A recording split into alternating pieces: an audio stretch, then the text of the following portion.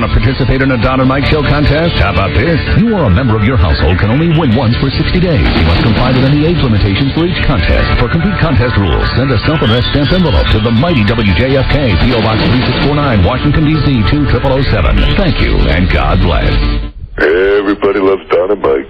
Damn right. Yee. Okay, here it is. Our enemies are innovative and resourceful, and so are we.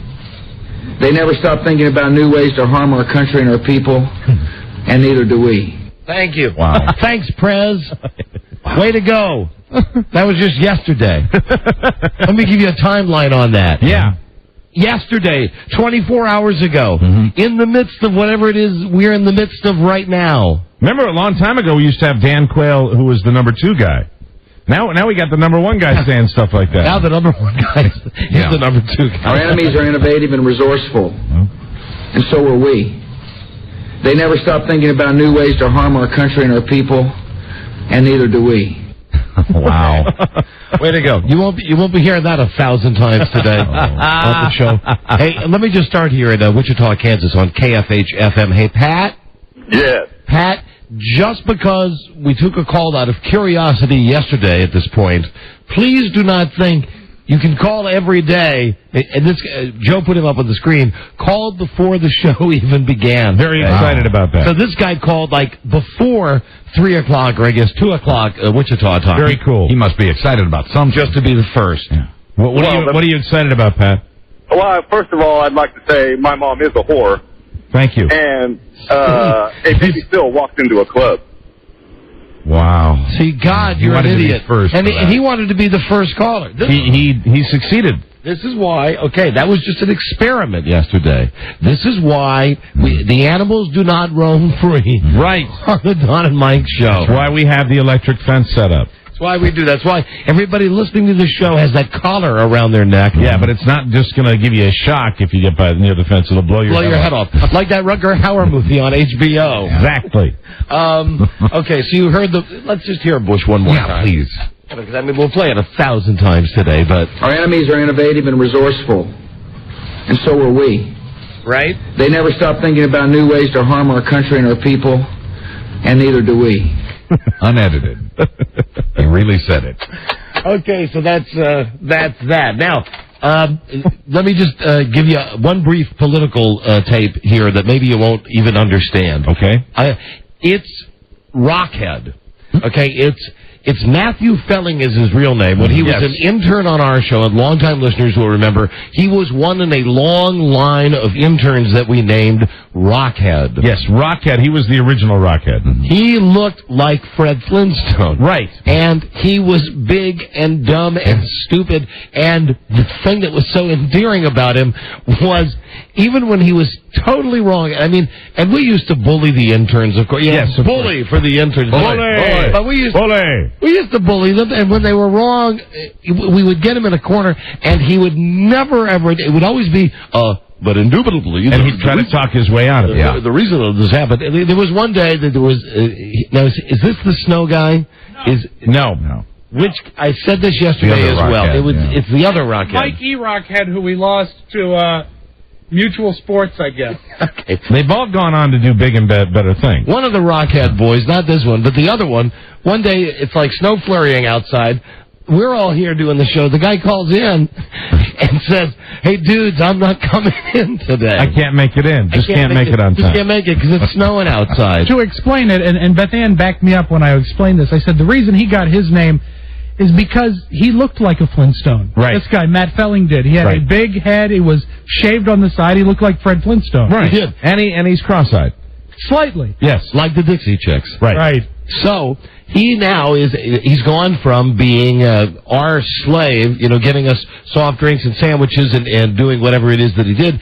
He's now like on the news all the time as some media expert. He is what would be referred to in Washington as a talking head. He's one of the experts that makes his way around the networks when they need a subject discussed. His subject is always media and politics. Yeah, he's a professional expert, and he'll also be, this just in, he'll be on Channel 9 tonight talking about the same issue. Okay. So if you want to tune in... Okay, all right, enough. Here he is with Tom Brokaw last night. Very exciting. Okay. Oops, hold on a second. Here he is. with Tom Brokaw. First, with simultaneous concerts in 6 Pennsylvania cities. Then, over the next week, it will... This is not him. 8 other battleground states. This is some other dude talking. Florida. It's a very small soundbite. 6 cities on October 8th. I think what this concert does is it taps into a audience that was previously politically inert, that was uninvolved. But if you have your old friend Bruce Springsteen from the 70s and from the 80s asking for a favor, you're going into the ballot booth on November 2nd. They put them... That was not him singing, though. Is there any more of him, or is that it? That's it. I guess that was the cut, but I would like... But it was so exciting to him that he wanted to call us yesterday and tell us that he was going to be on the NBC Nightly News. I'm sure glad he did. Yeah. We didn't even get the payoff with Brokaw saying... I thought it was going to be like a one-on-one with Brokaw. Maybe he was going to be a talking head with Brokaw. I thought at the very least it would be, thank you, Matt, like a panel where But Matt Felling, a resident expert of nothing. He's probably the guy who's been emailing Brokaw. No, and we'll talk about that. Brokaw has a stalker. Rob, I have to ask you a question first. Go ahead. In this email that you sent me, yes, this joke, yes, it says from Rob to Don, subject, funny. Now before that's not an adjective. That's like a noun. It's a funny. He's sending you a funny. So this is like No, I never said it was funny. I just said it was a funny. Because it's not funny. No, it's not. You know what it is? And it's not that it's poor taste. It's just not funny. It's basically a TLG, which is a terribly lame groaner. I didn't even. Hold on. Let me unscramble. Unscramble? Let me unscramble this paper. Hey, is Joe there? Yeah, hold just a second. You want to have him come in and tell it? Hello? Hey, no, Joe, would you please kick off the weekend? Weekend is here. Have a can of beer. And Joe, come in here, please. And now that I have, I've smoothed out this paper that I balled up. Totally unscrambled. That you angrily crushed into a ball. Scrambled it.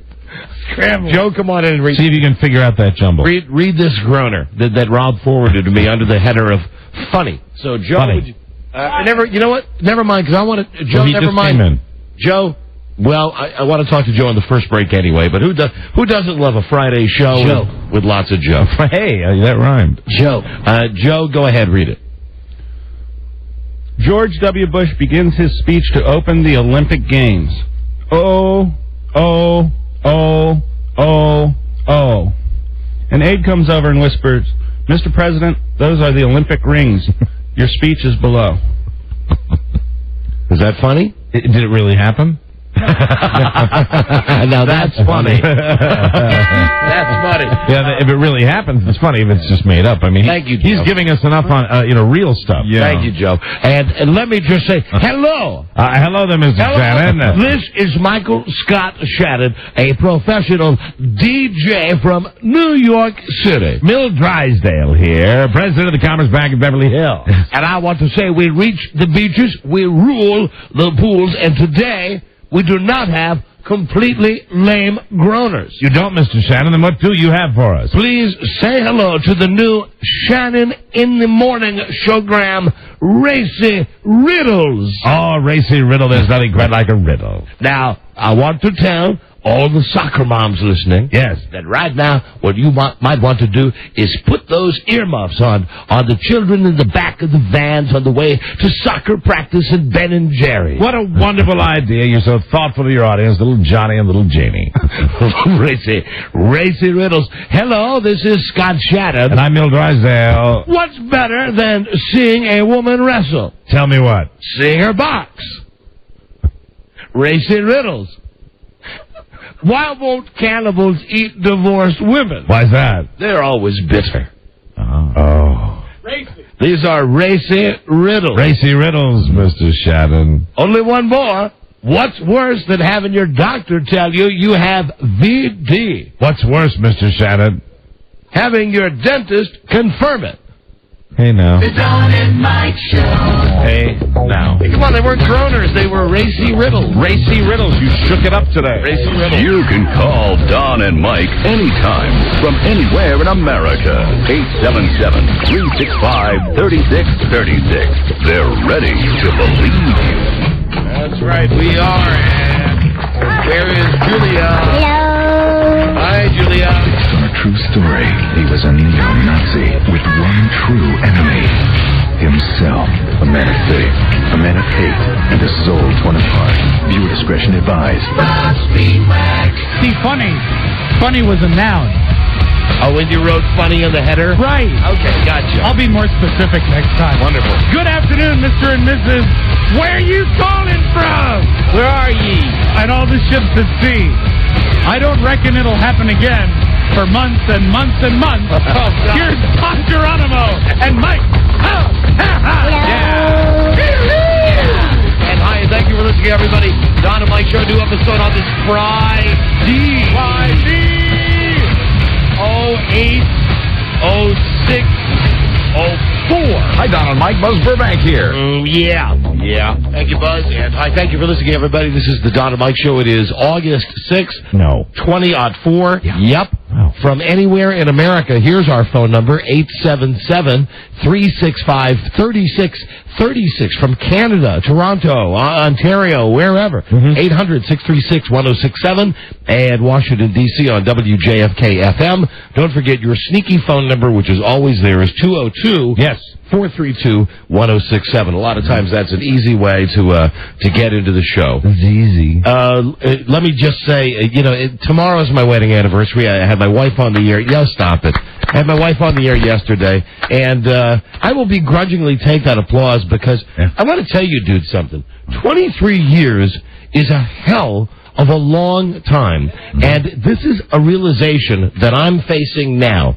I am 46 years old. I have been married to my wife for half of my life. Yes, you have. Okay, that sounds like the death sentence to me. That sounds to me like, right? You might be a lifer. I'm in it, so win it. Sure. The numbers after a while, 5 years is nice, 10 years is nice, 15 is nice, 20 was nice. 7 or 6. But when you get to the point when half of the time that you've been alive, you've been married to the same person. I mean, it just doesn't get any better. It's fabulous, Mike. It's got to be. I just want to say it. I so envy you. For every hour you weren't married, there was an hour where you were. Thank you, Buzz. It's another way of Thank you looking for at putting it in logical perspective for me, and I hope you use that same logic when we go out to celebrate. Anyway, I sure do love her, and I got a call today from Dave Ross, a guy who I haven't heard from in, God, I don't know how long. As a CBS Radio Network? What? Dave Ross is a commentator I listen to on the CBS Radio Network. No, different Dave Ross. Different Dave Ross? He is a radio guy, though. He's a radio jock. Jock Dave Ross. So anyway, I seriously haven't heard from this guy in over 20 years. Right. So the first thing I said when he said, Don, I said, yes. He said, this is Dave Ross. He called me at home. First thing I said is, how did you get this number? Now, I realize that's not the friendliest thing to say to somebody you haven't talked to in 20 years. As it turns out, longer than that, 23 years, not since we were married.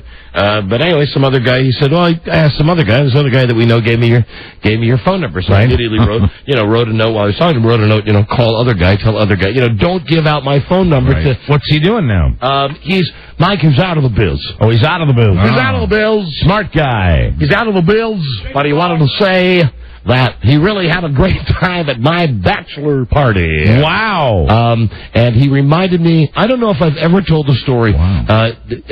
I've gone through the thing about how Lou Katz, one of my DJ friends, was going to be my best man, canceled out because the program director told him to. Horrible thing to do. We've gone through all of that. But then the guy that ended up being my best man, another good friend of mine, Dave Fox, who still works at Z100 in New York, we were all working at the station, WPGC, at the time, and we had a bachelor party the night before I was getting married. And it was Dave Fox who was in charge of it, and it was a real 1981 party. Just you fill in the blanks. It was a 1981 party that ended up... Was it raucous? It ended up back at the radio station. Okay. Now, this was a tight-ass, buttoned-down, top 40, working for a guy who thinks he's Napoleon, Kushner. Right. A guy who was just every other time you did a break, the guy would come in the room and would just bust your chops. And this guy wanted every card read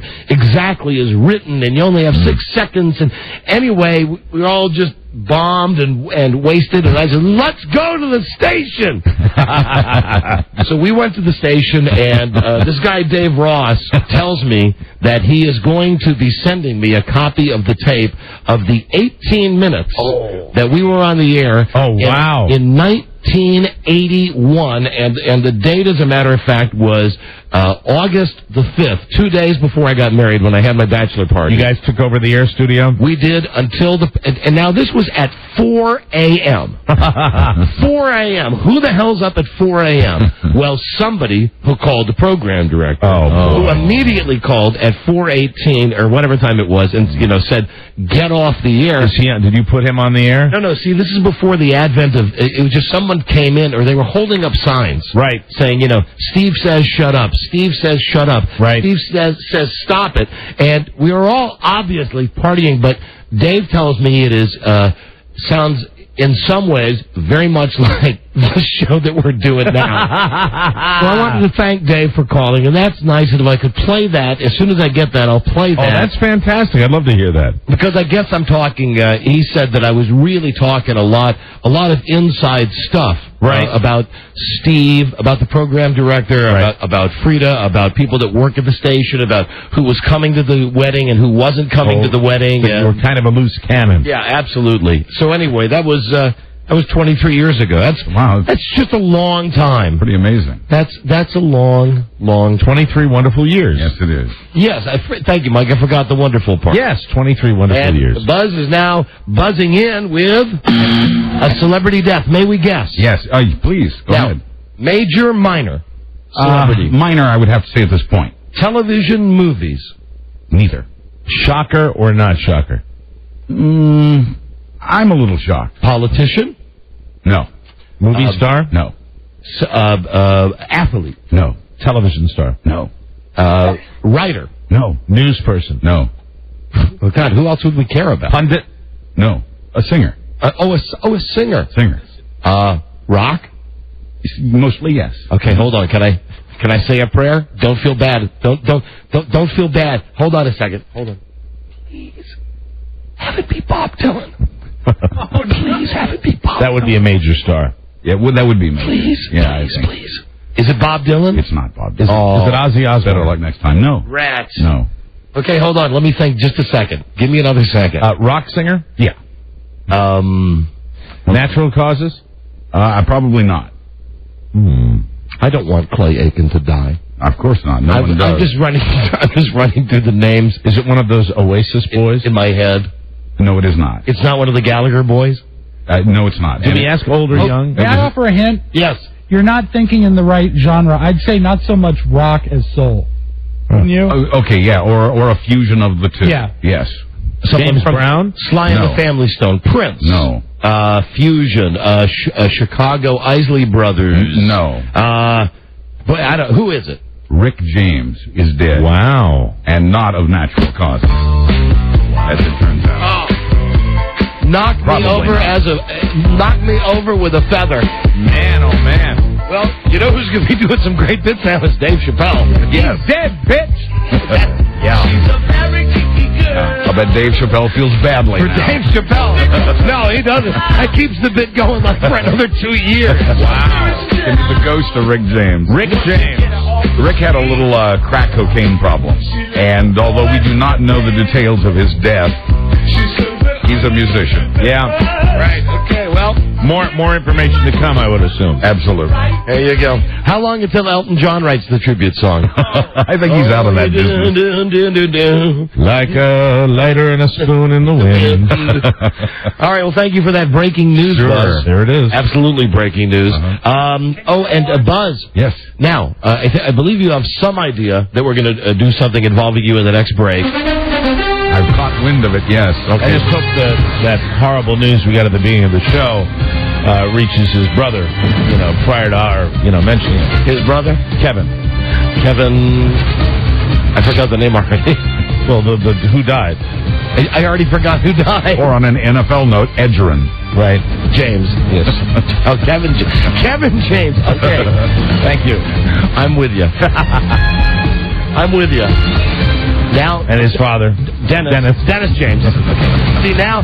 So you start, when you play the game, and I'm not thinking about the Pretty game. Pretty good for Buzz. No, getting Edgerrin James. Yeah. And Jesse.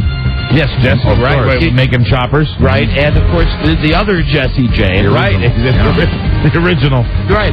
I mean, if we're playing the last name game, James game. Right. Etta. The singer. Etta James, okay. What about the James Gang? Would that count? Remember that band? That would be all of them. That would be... Yeah. Buzz? Yes. We have a football segment today. Oh, Mike, you're king of the James. King of the James. Yay. King of the Jameses. The Jameses. King James. King of the Jameses. Yeah, the Bible.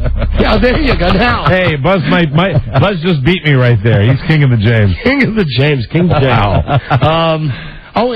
It's not a last name, but I just want to say James Philip Source. You can say that anytime. For no particular reason, I just want to say my brother's name. There you go. Here's the deal, Buzz. We're getting into football season. Yeah. Oh, man. Starts on Monday. Right. Goes all the way until February. It's great. And every week we have football stuff on the show. Right. Today, for an insider's view, from your Baltimore Ravens, the offensive line coach, Jim Coletta. Wow. Now, Mike and I could certainly spend a full segment talking with him. I know I could on my own. Asking him about Kyle Bowler, asking him about problems with Jamal Lewis, if he's going to be on the field this year, asking him how Jonathan Ogden's doing at the tackle position, asking what kind of blocking schemes they're going to be using, if they trap block, do you cut block, do you have plays where you pull, and Mike, beginning to realize I couldn't be here and do it alone. But Mike, you could certainly I could do what I've done for years. Yeah. I could fake it. Right. But however, today. Yes. Buzz, and we've told this guy it's a serious football show. Right. We've told him it's X's and O's. So Buzz, in our next break, I know you're not really prepared for this, but in the next break, be prepared to take an entire segment to talk serious football with Ravens offensive line coach Jim Coletta. You be prepared with the sound of crickets chirping. Now listen, we want you to just... Yes. Be yourself. Yes. That's why you need the crickets chirping. No. Even, listen, if you get backed into a corner with this guy, I mean, ask him about stuff that you're interested in. You know, here's the deal. There's always the chance, Buzz, that he might be a talker. That'd be great. That's what you hope for when you do an interview. With any interview. Well, sometimes yes, sometimes no, but in this particular case, you're really hoping he's a talker. Right, and the less a person knows about a subject, the more they hope that their interviewee knows a lot and talks a lot. So I'm going to count on that. And Buzz, yes. Let's just do a brief recap. How many men on the defensive team? On the defensive team? Yes. Let's say 5. No, let's say 11. 11 on the defensive team. And how many on the offensive team? Well, you've taken them all up on the defensive team. I don't know. It's 11 on both sides. 11 on either side. All right. And then you have, this guy is the offensive line coach. Yes. Which means he coaches the center. All of them. Well, not all of them necessarily. The center, the guards, and the tackles. They may have a separate tight ends coach. Right, or he might take care of the tight ends himself. Yeah, he might oversee that, and he might have somebody who coaches the tight ends under him. Absolutely, and it's fun to talk about tight ends. Always has been. So, how you feel? You ready for it? I couldn't be less ready. That's good. Good, that's what we like. And if it really goes bad, talk in your sexy voice. I mean, to an offensive line coach. When all else fails, just go ahead and ask him what's going on. Hey, baby. Now, here's another loose end we've got from this week. Let me see. Boomba. Oh, Joe. Right, I mentioned. Hey, Joe. Joe Ardinger. I threw this out. Joe. I don't know. A week or so ago, he said, we'd love to play Stump the Joe. And one of the days this week, Joe came in, and maybe it was on Monday. I'm ready. I got a topic. There you go. Ready to play Stump the Joe. Joe Ardinger, world's oldest phone screener. Hello. Hi. What's your topic, Joe? Well, I've been a big fan of Seinfeld and Fast Times, and I know a lot about those. I thought about it. I don't know a whole lot about anything, but one thing that I've been consistently tuned into since 1985 was the Don and Mike Show. So everybody can play along as we do Stump the Joe on the Don and Mike Show. The Don and Mike Show. Okay, so you think that you are expert enough that you will be able to stump callers in a tournament fashion with questions about this show? I suppose. I mean, it's worth a shot. It's kind of exciting. So people call in and ask you complicated questions about the history of our show, and you're going to try to handle them. Sure. There's nothing else. That's what you had when you said you've got a topic? I don't know anything.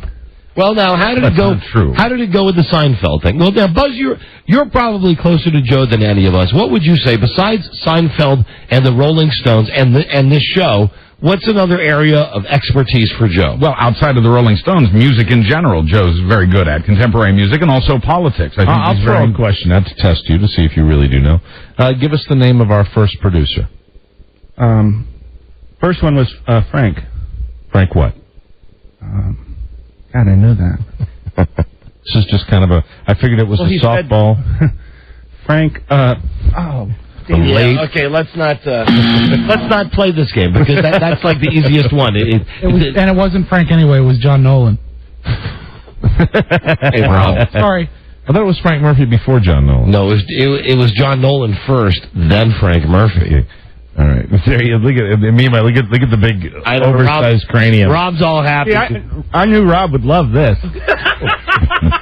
Can't go wrong with it. Do you think you could go one-on-one against Rob? Oh, Rob would kill him. Rob would kill him. As a matter of fact, Rob would probably have to come up with most of the questions. I mean, Rob would kill both of us. Don't you think easily? Yes. As a matter of fact, Rob said to me the other day, in real life, he said he's been with us so long that he imagines a time when he's just going to put himself back with the show back before he was even with us, that he just, because he listened so much and now he can imagine what's going on back there. He said he imagines that there will come a time when he'll just say, yeah, he worked on the morning show. Right after the first mini stroke. Sure. And I will have been with you since late 1985. That's very good. That's the Beatles. All right, let's see if we get anybody to Stump the Joe, okay? Very briefly. Hello, Stump the Joe on Don and Mike Show Trivia. That is Joe's category he's selected today. Hello. Hey, how you doing? Hi, who's this? This is Jeff. Hi, Jeff. Where are you from? I'm from Culpeper. Right on. Okay, if you have some piece of trivia about this show, try to Stump the Joe and win a prize. I can Stump the Joe. Okay. In the early WAVA days, back on 105, there was a person who was happy and gay on WAVA. What is his name? You mean one of Mike's characters? There was a song. It was a song, He's Happy and Gay on WAVA. See, even I don't remember that. Did we have a jingle made? That would be, let me give the answer? Hold on. It was probably Mike's gay character, and God, now all this stuff is getting away from me. Because I tested myself the other day. Did you really? I know the answer. What kind of a test was it? It was, he used to give fashion tips during the weather and sports. Sports. It was Maurice Buttkiss. Was that it? Yeah. Maurice, that was it, yep. Yes, okay, Maurice Buttkiss. You have Stumped the Joe. Hold on. Please stand by for, I think, a box of paper clips. Very good. We're running low on prizes, so what we're going to do, at least on this segment, is just give away office supplies. I love office supplies. that we have around the building. Hello, Don and Mike Show. Hey, Don and Mike. Hi, you ready to play Stump the Joe? Absolutely. All right, go ahead. I got an easy one and a hard one. Which does you want? Well, come on. Do you want to win or not? I want to win. Okay, what was the name of the other intern the first year that Rob A. was with the show? The nickname of the other intern that started when Rob A. started. Now, man, let me just say this. I don't know this. Joe, did you pick a good topic? Because do we have loyal, devoted listeners? I don't know this. I'm thinking, hold on, give me a second. Because I do remember that time. You're listening to Stump the Joe. Joe's category he has chosen today, his area of expertise is this radio show. I don't know anything. Mike referred to him in the open. And, Joe, we got a time limit. What's the answer? Welcome, Rob A. and the Swedes. It was the Swede. The Swede? It was Buzz's news intern, wasn't it Ted? Yeah, wasn't that John Denver? Ted the Swede, yes. Yeah, and he looked like a grown-up Oliver from the Brady Bunch. Exactly. Guy's right. All right, hold on, please, for a wonderful package of Post-it notes. I need them. The easy one. Joe, you are 0 for 2. Hold on, Joe. Who cares what the easy one was? I don't know anything. Hello, Don and Mike Show. Stump the Joe. Hello. Yeah, how you doing, Don? We're doing great. We're all doing great. Go ahead, Stump Joe. Joe, what did Art used to say at the opening of the show? At the opening? At the opening of the show. Sure wasn't the close. Hey, Ken Stevens, give my daddy more money. That's it. Yeah, and you're right. That's one for Joe, because that was at Way to go, Joe. the end of the show. Hello, Don and Mike show. Stump the Joe. Hello. Hey. Hey. Hey, it's Kevin. Hi, Kevin. Where you from? Tampa. Tampa Bay. All right, Stump the Joe. What does bueno arbusto mean? Nice bush. Yeah, got it. All right. That's another one for Joe. Another loser out there. It's like 2-2 now. Joe's doing pretty well. Hello, Don and Mike show. Stump the Joe. Hey, Dennis Murphy's missing one hand. Yes, he is. What hand is it? It's the right hand, because you can't shake hands with him. You're amazing, Joe. That's an Now, easy listen, one. you're going to have to go back a little further in time. Easy. We're going to have to ask for our platinum card members to call in on this one. Our titanium cards. Because we need that. Sorry, Mike, right. Titanium, baby. In Atlantic City. There you are. Hello, Don and Mike show. Stump the Joe. Hey, guys, JP here. Hey, Joe, the phrase, how do I get it? What prize was won by a listener, and he made that statement? Oh, my God. Now, this would be, if you really remember. Rob, no, just don't He say said, it, Rob. well, it might have been, how do I get it?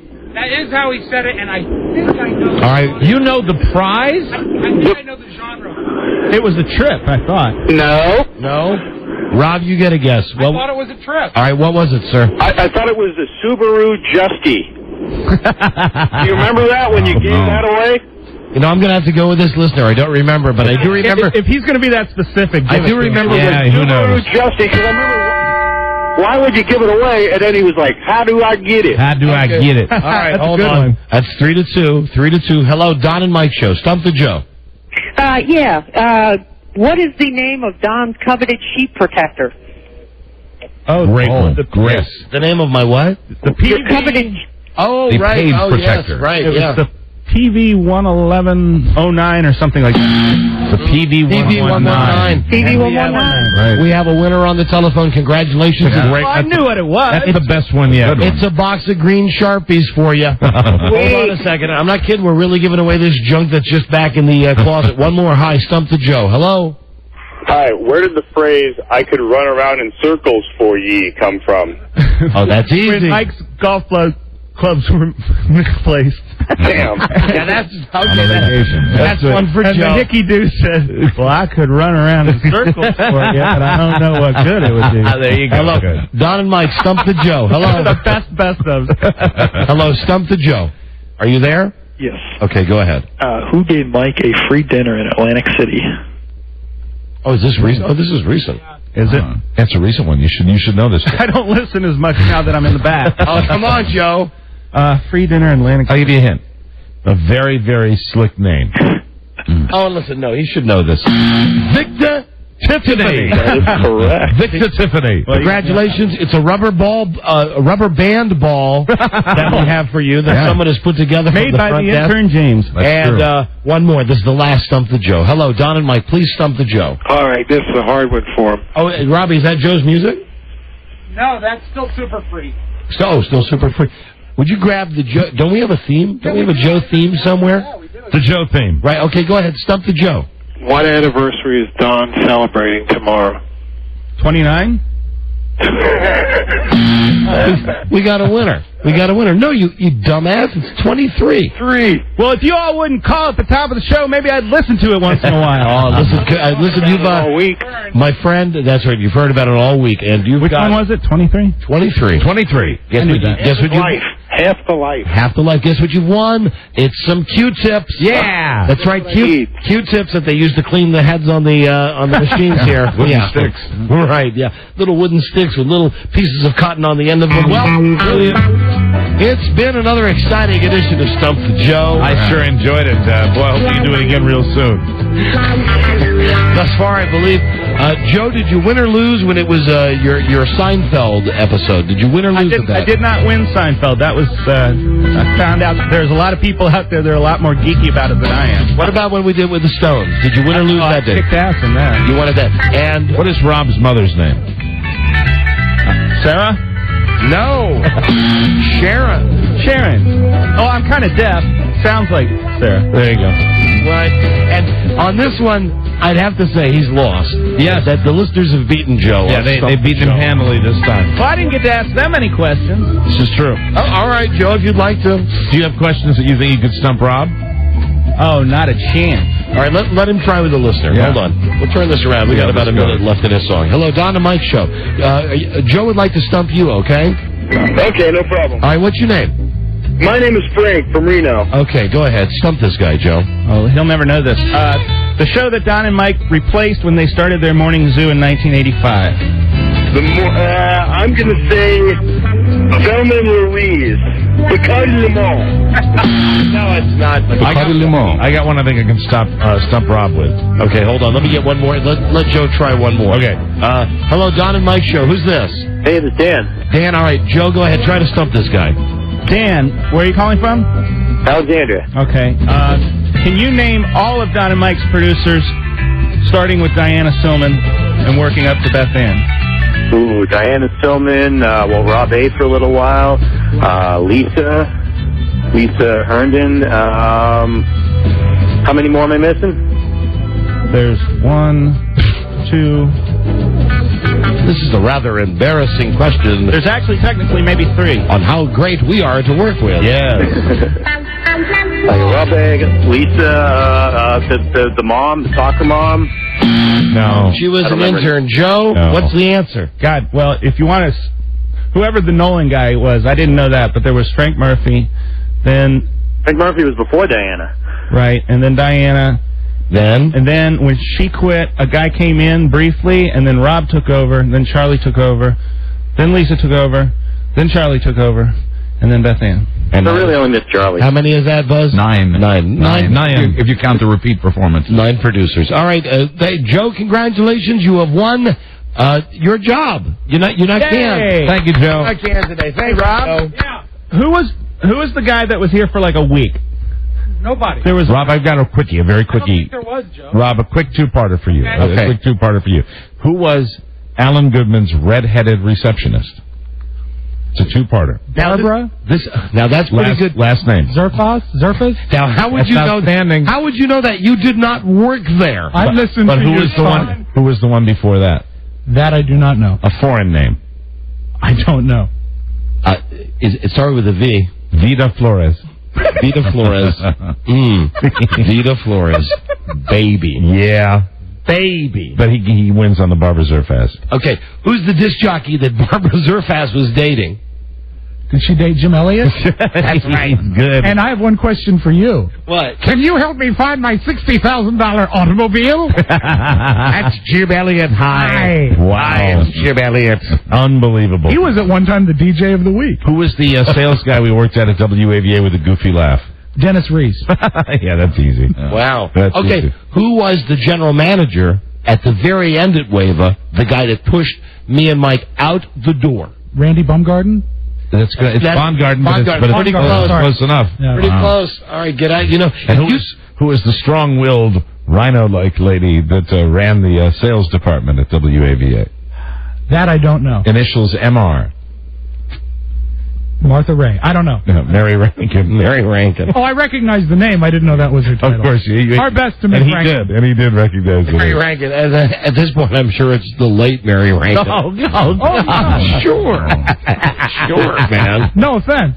No disrespect. No, but, you know, if you didn't work on this show, dude, I would like have some guy with an earpiece following you around because you know way too much. All that stuff that Rob knows about, and I apologize to everybody who obviously hasn't listened to us for all 20 years. Mike is asking Rob questions about when Mike and I worked at WAVA when we did the Morning Zoo 20 years ago when Rob would just listen to the show. And you probably know this one. What was the character I played for a bumper sticker promotion? Nick Sticker. I will just say, destined to be a jester, destined to be a lackey. And here I am. What is Captain Fogel's first name? Ooh. I know that. I think. Is it Scott? No, Dave Fogel. Dave Fogel. I was going to say Brian. I would have gotten it wrong. Captain Dave Fogel. Yeah, sorry about that. You knew him back before he was a captain, when he was like a corporal, right? Here's a very obscure one. I don't know if you'll know this, but we'll throw it out there. We worked with a disc jockey called Mike Beach. He had a very special car. What was so special about his car? Was it the license plate story? Yes. He got AM drive or PM drive. Absolutely. And then lost it. And also he had like a Cadillac that he claimed was used by Jimmy Carter. Really? All true. All true. Big black Cadillac. Right. Previously owned by Jimmy Carter. And this poor son of a bitch, he was doing middays. And Mike and I got the morning show, and they put him in afternoon drive, and it was his dream to do afternoon drive. Oh, he was excited about So it. he had license plates that said PM drive. And he come pulling into the parking lot, this big-ass Jimmy Carter Cadillac. Right. With PM drive. And, he had the job 2 days, and they canned his ass. Who was the guy at WAVA that got fired and cried? Oh, and then he got hired back. Ken Martin. Ken Martin. One day and he got hired back, right? Yeah, one day at the station, everybody is reeled down. Like, what's going on? Yeah. Oh, man, they just fired Ken Martin. And that's when we knew we were all going. You're right. It was when they're starting to break. Ken was a good employee. The canary in the cave. Starting to break the place up. And then all of a sudden, I hear people laughing. They go, what? They go, look. He's in the parking lot. He's crying. So he was seriously just standing in the parking lot. And then after everybody's goofed on him, like, God, what a wimp. Come on, everybody's been fired. Then he gets called into the boss's office, and they hire him back. They rehired him. They hire him back, and he's in there with, the tears welling. Well, you really think you want me? I'd be willing to come back. And we were a cruel lot even back then. Wow. Yes, Joe. See, you're reminiscing. Aren't you glad I brought it up? Get out of here. Get out of here. And Buzz? Yes. Get ready. I'm ready. All right. X's and O's, as we like to call it on the Don and Mike Show, serious football. Serious football. The segment is called Playbook. Playbook with Buzz Burbank. That's right. Today, Baltimore Ravens offensive line coach Jim Coletta. Inside the NFL experience with your insider, Buzz Burbank. That's right. Buzz Burbank's Playbook. Who thought that there were 5 guys on defense.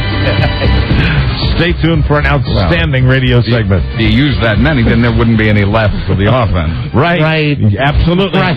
You know, Mr. Playbook. We'll be right back. This is the Don and Mike Show. God damn it, Eddie, it's not to me. Hey, it's my shoulder. I hit my shoulder when I hit the gym floor. It feels like it's full of gravel. Well, it's always felt like it was full of gravel. Now, come on, give me a B12 shot. That's what I want. I was messing with her knee. Hey, how you doing, baby? All right, Dale, you gonna get a shot? Oh, no shots for me, Turkey. I can't stand needles. Hey, you gotta master the technology of this game. Yeah, how do you do that, man? Take all those pills and shots, man. Does terrible things to your body. You last long enough, you'll realize the only way to survive is the pills and the shots. Oh, not me, Turkey. I got respect for my body. You'll get past that. The Don and Mike Show. Now operating with a 7-day delay. The Don and Mike Show.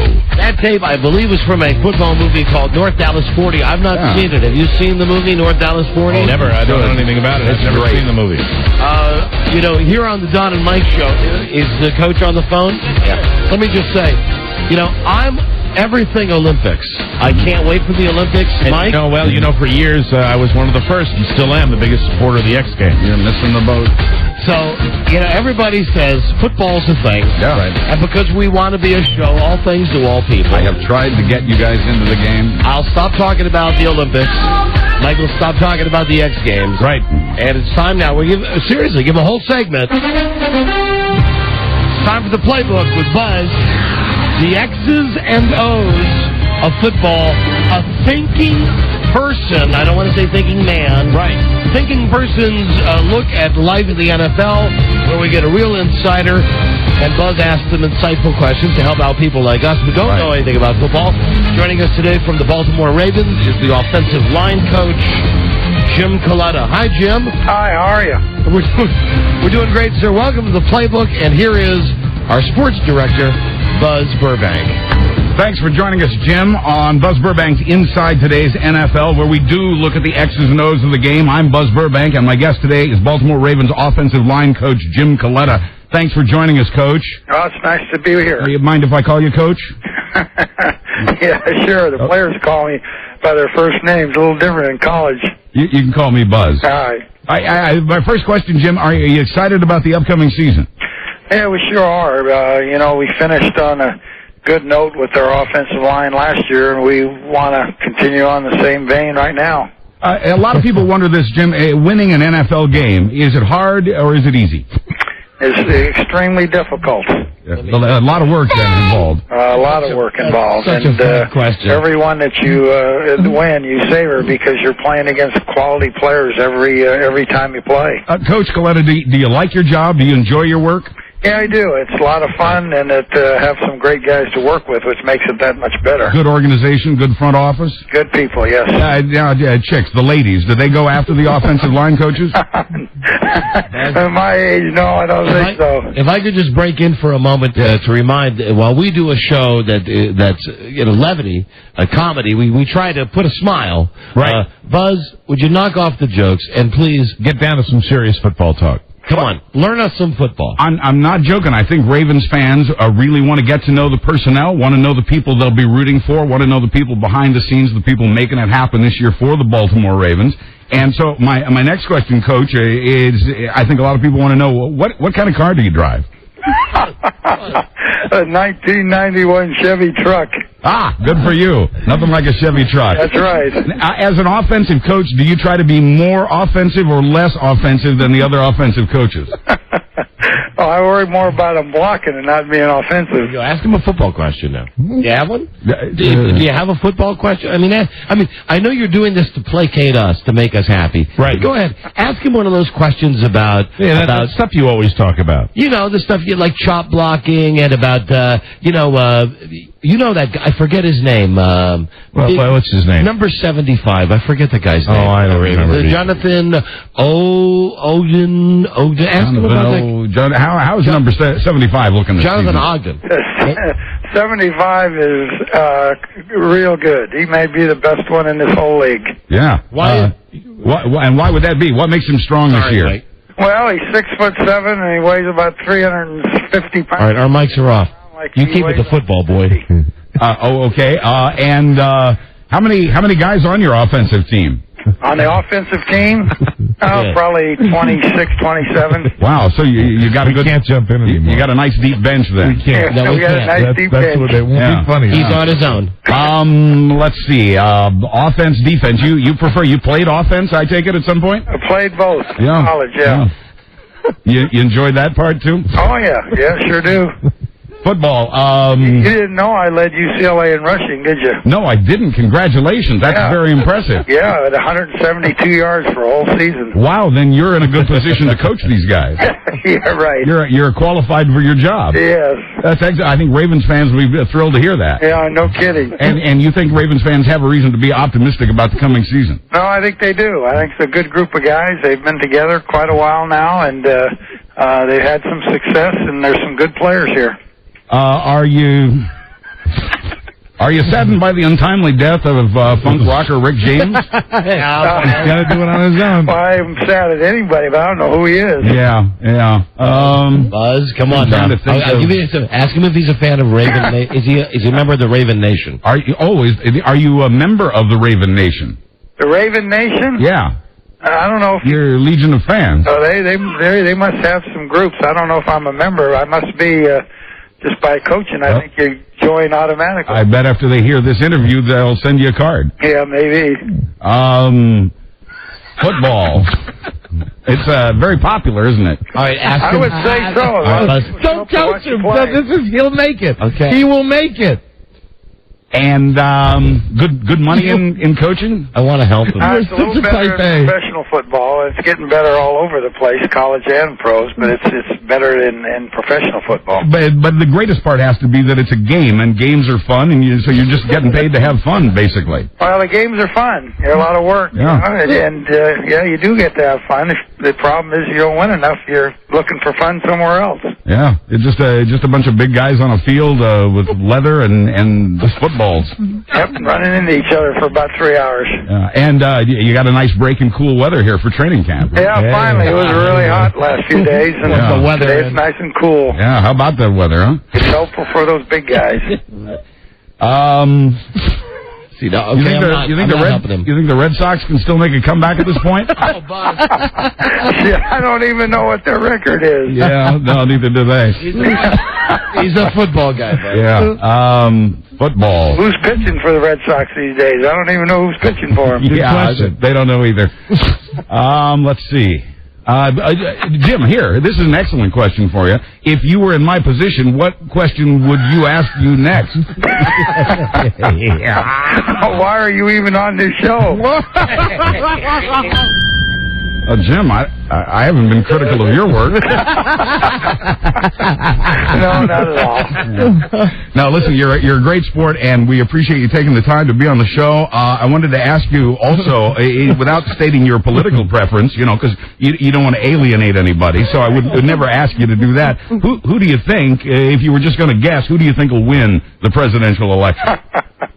You're not going to put me in that spot, are you? No, it's just a random guess. Well, I'm one of those guys Rush Limbaugh didn't like. I'm an independent. I haven't made up my mind yet. I don't know. Good for you. I think the Raven Nation salutes you, sir. All right, thanks. Wait, do you prefer Letterman or Leno for your late-night viewing entertainment? I never stay up that late. I can't last that. Oh. Right, these guys work all the time. You had to watch TV at some point. Ginger or Marianne?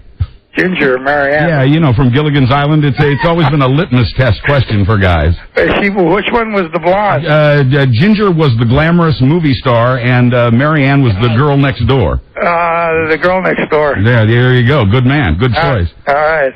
Let's see. Anything people should know? Any news from the offensive line and from training camp that we should pass along at this point to Ravens fans? Oh, not a whole lot. Everybody's staying healthy and working hard and eating well and getting enough sleep. Eating. And a great stadium to play in. Not a bad seat in the house, is there? No, it's one of the best there is in the NFL. Well, Jim, we can't thank you enough for taking the time to talk to us. I know Ravens fans are very excited.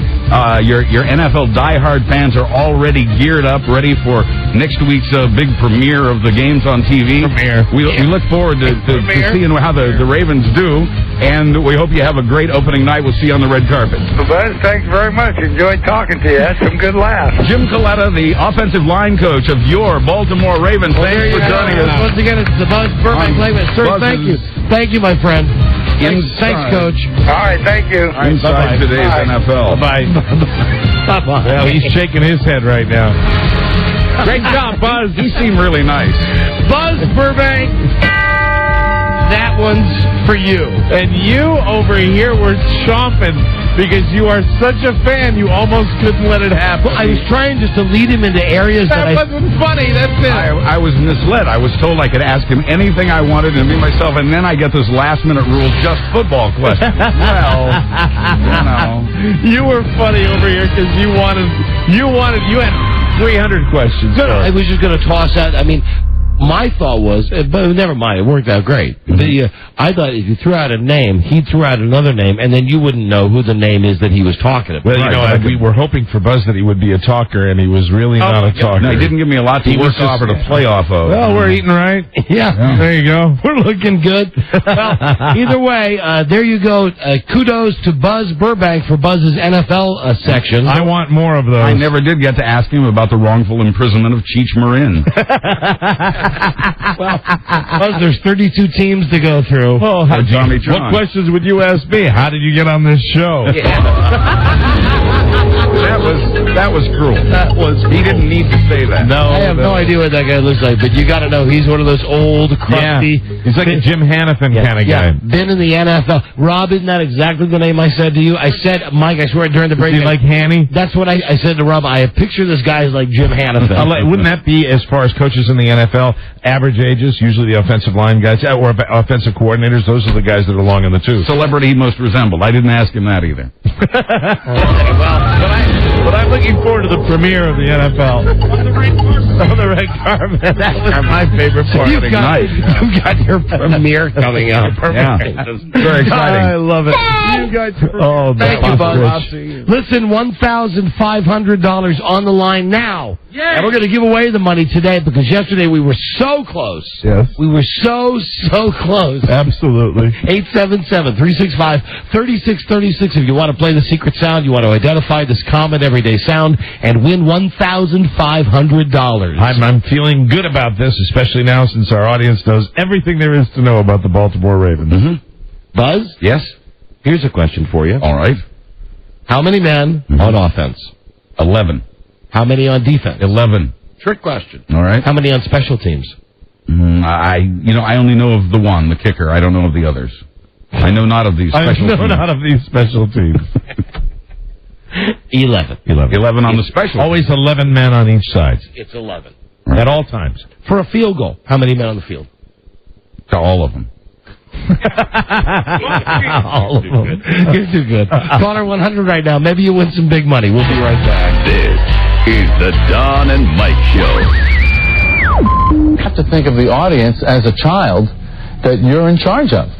And you have to do right by the child. And the child will ask for things that they shouldn't be given because it'll make them ultimately less happy. It'll be a better feeling for them. They'll look back on this thing and have something that they experienced in their lives that didn't go to hell. The Don and Mike Show. You can call Don and Mike anytime from anywhere in America. 877-365-3636. They're ready to believe you. Reluctantly, here's Don and Mike. Right, here we are. Time for a quick station break. And let's say Burlington, Vermont. 96.7 WXZ. O or Q? You know, I'm getting that old guy thing where I got to hold the paper back farther. Really? You want me to hold it over here for you? I was saying, if it's that far away. Look how small the print is. Is that nearsighted or farsighted? I don't know, but I've got 20/20 vision. But you got your thingies done, right? Yeah, I got my thingies done. I got my eyes done. I got my the laser surgery. Mm-hmm. Rob, what would you say? That is WXZ 0. XZO. It's done. It's 1-300 Reno, it's KBZZ. That's in Reno. It's WBZZ in Tampa Bay. And in Worcester, Mass, it's WORC. We are getting so many stations that we have to make them smaller on the page to fit them all. That's right. And we work at WJFK FM, which is our home station here in D.C. And why are Ron and Fez here? That's my question. Well, why don't we find out? Well, I'm throwing that out. Yeah. We got a show to do and a contest to do, but Ron and Fez are never here during the day. They're the guys who do the nighttime show. And Ron had on his Sam Kinison sport coat. Oh, that's always interesting. So that means it's got to be some type of a meeting happening, something happening. I certainly hope they're not dragging him in with clients. I would think they're past that now. I would hope they're past. They've gotten by that. Hello, Don and Mike Show. Here is a caller 100. Hi. Hey, how you doing? We're doing great. And who is this, please? This is Jamie. Hey, Jamie. Where are you calling from? I'm calling from Rochester. Right on WHTK, and I'll tell you that they are a 10-year affiliate of the Don and Mike Show. Bravo to Rochester! So we give up some love there to Rochester. You have won the Entourage prize pack just for calling from HBO. It's an all-new episode Sunday night at 10, 9 Central, only on Home Box Office. Now, have you heard all of the clues with the secret sound? Yes, I have. Yes, I have. Did you even hear the clue yesterday? Did you hear the guy guess yesterday? Yes. Yes, I did. Then I think we might be ready to give away $1,500. Good. I'll play you the sound now. It's a common everyday sound. Clues are hygiene, personal hygiene, Bob the intern, alcohol, forget alcohol. And then I'm going to give you the killer clue today. Okay. Killer clue. The nickname for Bob the intern when he worked on our show with Buzz, his nickname was B.O. Bob. Can't get a better clue than that. All right. Good luck. Caller, name this sound. Here it comes. That's the sound, and now you have 15 seconds. Here it is one more time. And that latest clue, B.O. Bob.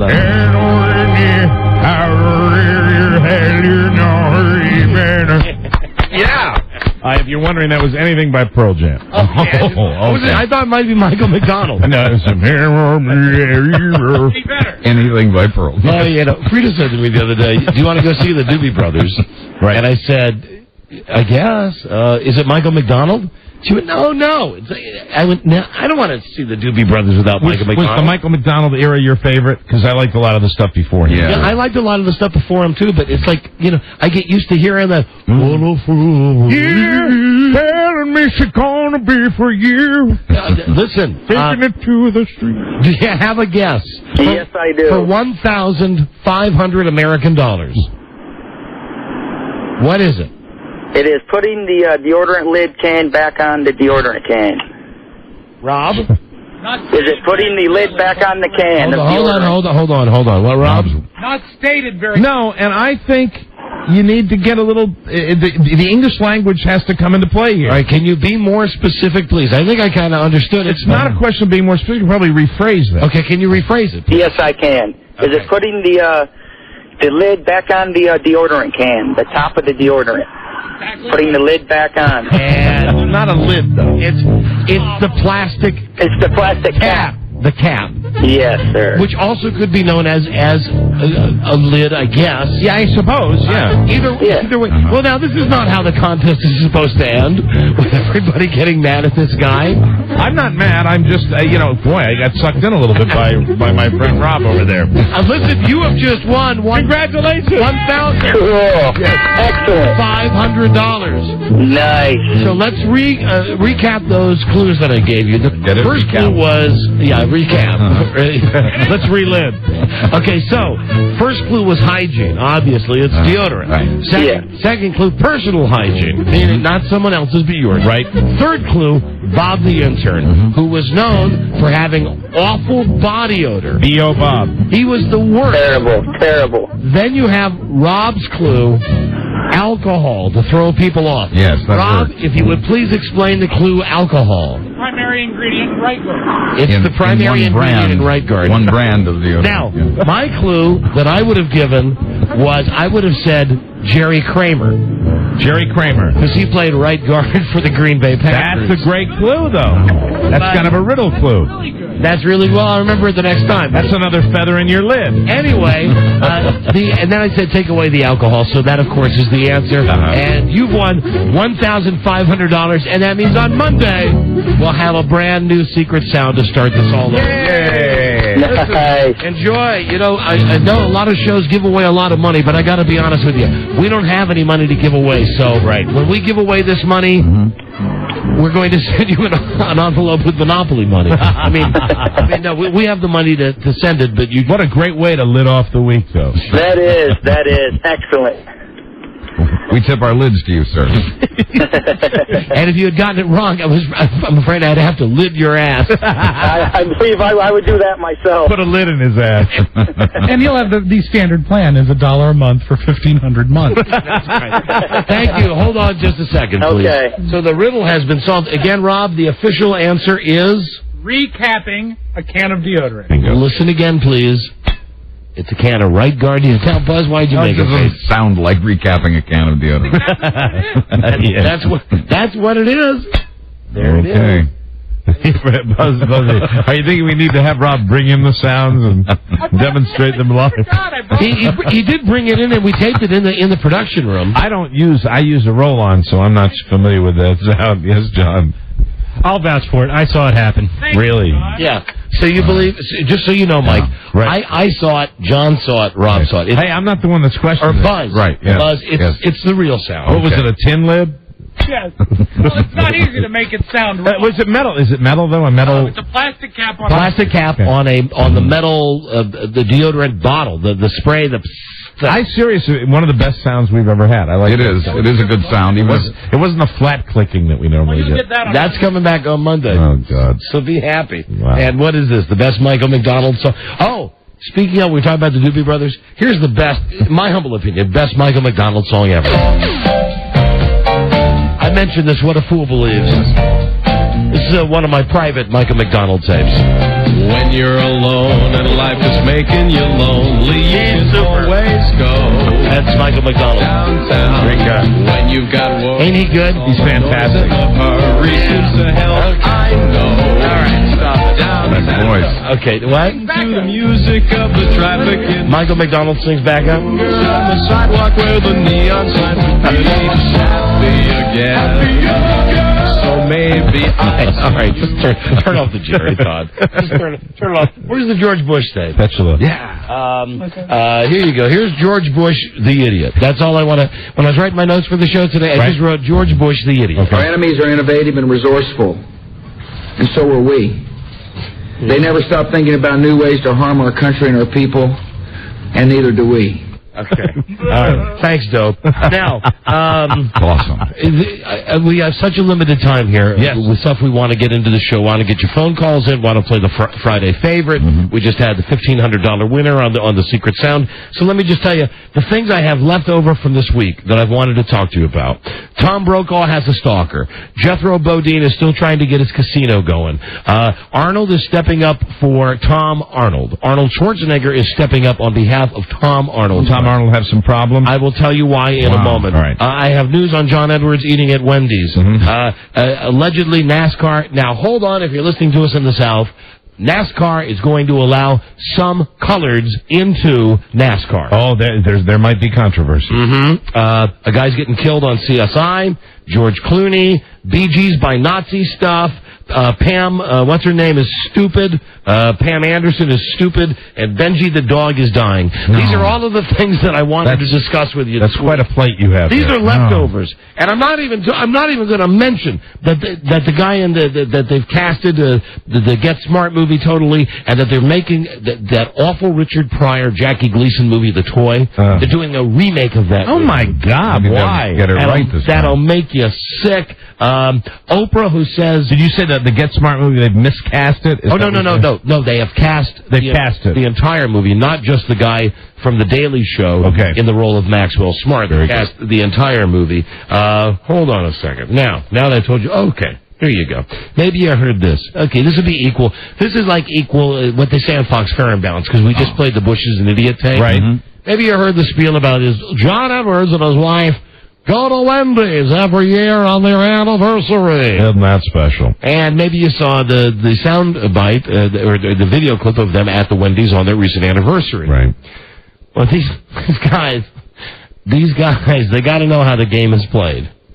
You may have seen the footage, okay? And it's John Kerry and John Edwards and their wives eating at Wendy's for the anniversary of John Edwards and his wife, which they do every year, something for like 27 years or something. John Kerry, here's what they ordered. John Kerry had a cup of 99-cent chili. Oh, the chili, yeah. His wife, Teresa, had a Frosty. John Edwards and his wife Elizabeth ate small meals of hamburgers and fries. Now, this would not be a story in anybody's mind. No. Unless they hadn't been bright enough to shake the tail earlier in the day before they went to Wendy's. Oh, really? To have their big photo op lunch to show that they're regular people. They had lunches including shrimp, grilled sea scallops, stuffed chicken and steak salad. They had an entire fancy catered meal prior to going to Wendy's on their bus. It cost over $200 a person on the bus before they went and had the photo op at Wendy's, which is why John Kerry only ordered the small chili, because he just got done having. Oh, so they weren't having a real lunch. The big gigantic. It was a fake lunch. Right. No Biggie fries. Right. No Biggie fries. Okay, wow. now listen to this. That's it. I think the election's doomed. If you're a NASCAR fan, like I kind of am, and Mike kind of is, maybe you've noticed. Have you noticed it's very white? Yeah, it seems to be a very white sport. Have you noticed that in the crowd? You don't see an awful lot of faces of color. Right. Well, guess who's coming to the rescue? Oh! Funkmaster Flex. Good. Let me see. somehow NASCAR got Funkmaster Flex. He has a good show, that show Pimp Your Ride. Right. So now they've gotten him, NASCAR has gotten him into some type of promotion deal, and he's going to have a new TV show that's tied into NASCAR. He's probably got one of the best car shows. I like him better than those that father-son team when they put the rock. I like him better than the Chopper guy. Oh yeah, so do I. Mm-hmm. I like, and you know, there's another really good show with that guy who was funny for a couple of minutes. Titus, what's his name?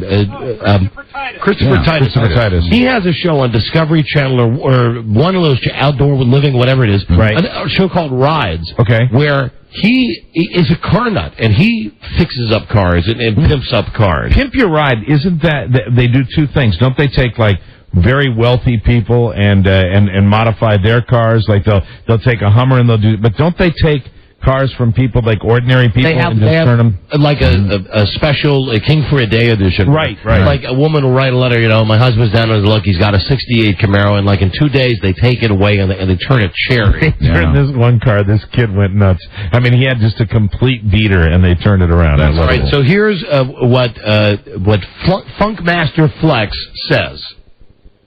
Quote, and now he's talking about doing a NASCAR show for Spike TV. Right. And on his NASCAR show, he will only have multicultural drivers. Really? So I want to see this. Are there any multicultural drivers? Well, he says he has found African American, Spanish, Chinese, Japanese, and a lot of different people from different races who have not had the opportunity to race on NASCAR on TV. Okay. He's giving guys, talented drivers, a chance to run. It doesn't matter what color they are. Now, I can hear the talk in the NASCAR. So I don't understand why he has to do that. Oh, click. Yeah, you know that's right. Come on now. You know that's right. Shouldn't take the heat off Jeff Gordon, though. With his alternative lifestyle. So just NASCAR fans, just be aware. Right. Just be aware. Funkmaster Flex is coming. Right, hold on. What is this? I have the shows wrong. Oh, of course I do. Matt. Hello, Matt. Yeah. Okay, what do I have wrong, my friend? Okay, Funkmaster Flex has a show on Spike TV. It's called Ride with Funkmaster Flex. Oh. MTV. Oh, is that Pimp Your Ride on MTV? That's Pimp Your Ride. That's got Exhibit on it, and he's a rapper with cornrows or a 9 or something. And then there's a show called Overhauling on TLC with Chip Poose, and that's to straighten you out on that. And then American Chopper is with the two old guys that fight back and forth, and then West Coast Choppers is with Jesse James. Yeah. So just wanted to straighten you guys out. Okay, thank you, my friend. And incidentally, now you sound maybe this guy, like auto shows is this guy's football. Yeah, maybe so. Yeah. Just when football's not on. Do you wish there was more diversity in NASCAR? No.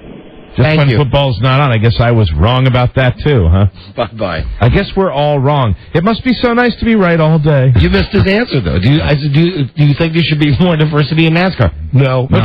Just flat out no. Flat out no. He does not. Flat out no. Hold on. Time for Dumb Guy.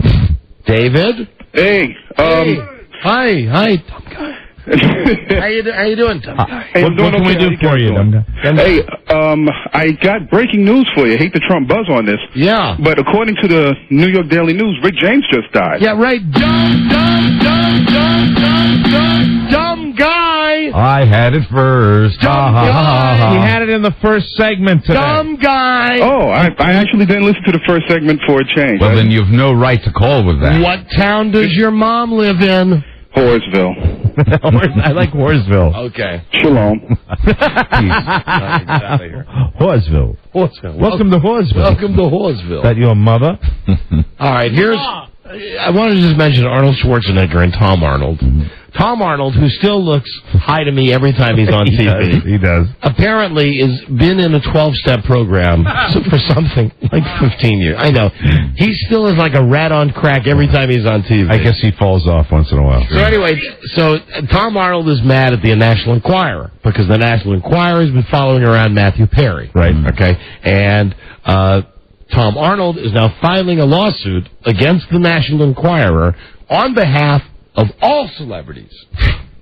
And guess who's jumping in? Arnold. Here is the quote, and this comes on official state of California stationery. Arnold's suing a lot of people lately. Hi. This is how these guys operate. This is Arnold's letter supporting Tom Arnold. This is how these guys operate. They're bad news. They would be happy if celebrities relapsed. This is the governor of California. Yes. Shut up, Arnold. You know, this is the guy. Now listen, which guy's dumber? Our enemies are innovative and resourceful, and so are we. Right. They never stop thinking about new ways to harm our country and our people, and neither do we. But that guy? I say to everyone here today and to all Californians, my oath and you. You see, the thing is, now that I'm in the governor's mansion, I get to talk to lawyers every day. I talk to them, and they come in and the thing and the stuff. And so what they do is they say, hey, I'm so angry. Why don't you sue them? And I said, I got all these lawyers. I know that I'm the governor. So I'll sue everybody. I started with the bobbleheads, and now I'm moving into the National Enquirer. Then the bad news. They would be happy if every celebrity relapsed. That's what they'd be excited about. That's your governor of California worrying about Matthew Perry in the National Enquirer. Rick? Yes. Hello, Rick. Don and Mike show. Hey, how you doing? Am I on the show? See, if you have to ask if you're on the show. Technically, no. Really, no, you were, but you're not now. God, I don't have time for this. CSI Miami. They're killing a guy. And if you don't want to know about this, too bad, because who cares? It's the guy who plays Speed.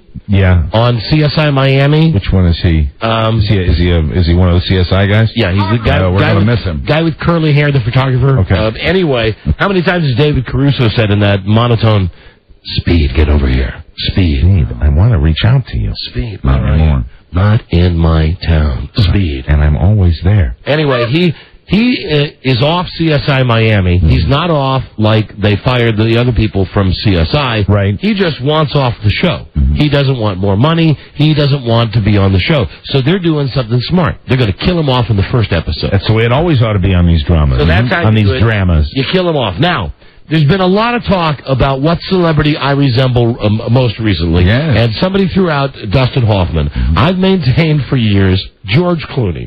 And now I think if you just bear me out, you might finally agree with me.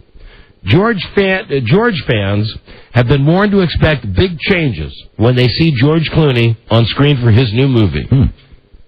For his new film, the follow-up to Ocean's 12, he's done with the sequel to Ocean's 11, George Clooney has shaved his head and has gained 50 pounds.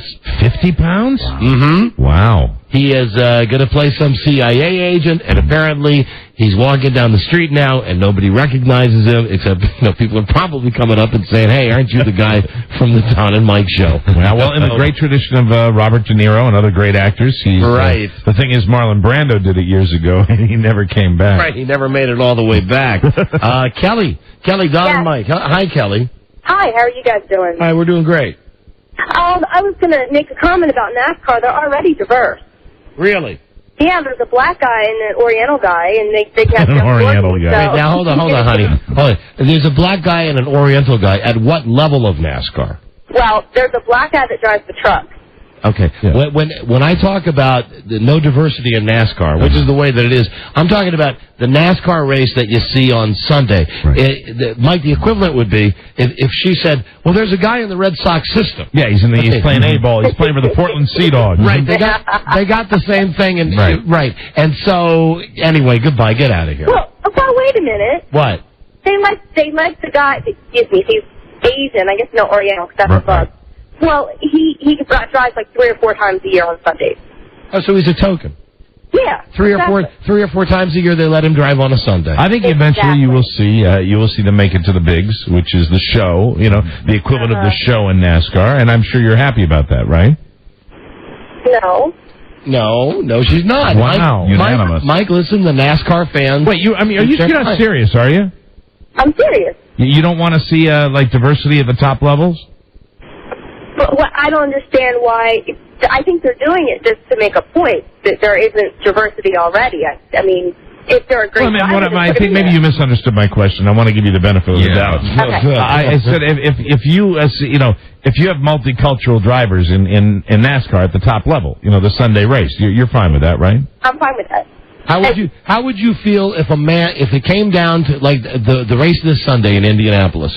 What if it's Dale Jr. and let's say Leroy Jackson is driving a car, and Leroy Jackson right at the last minute shoots by Dale Jr. and as Dale Jr. is trying to get second place, some guy named Kim Jong comes by, and all of a sudden a guy named Leroy and a guy named Kim Jong have beaten Dale Jr. How would you feel?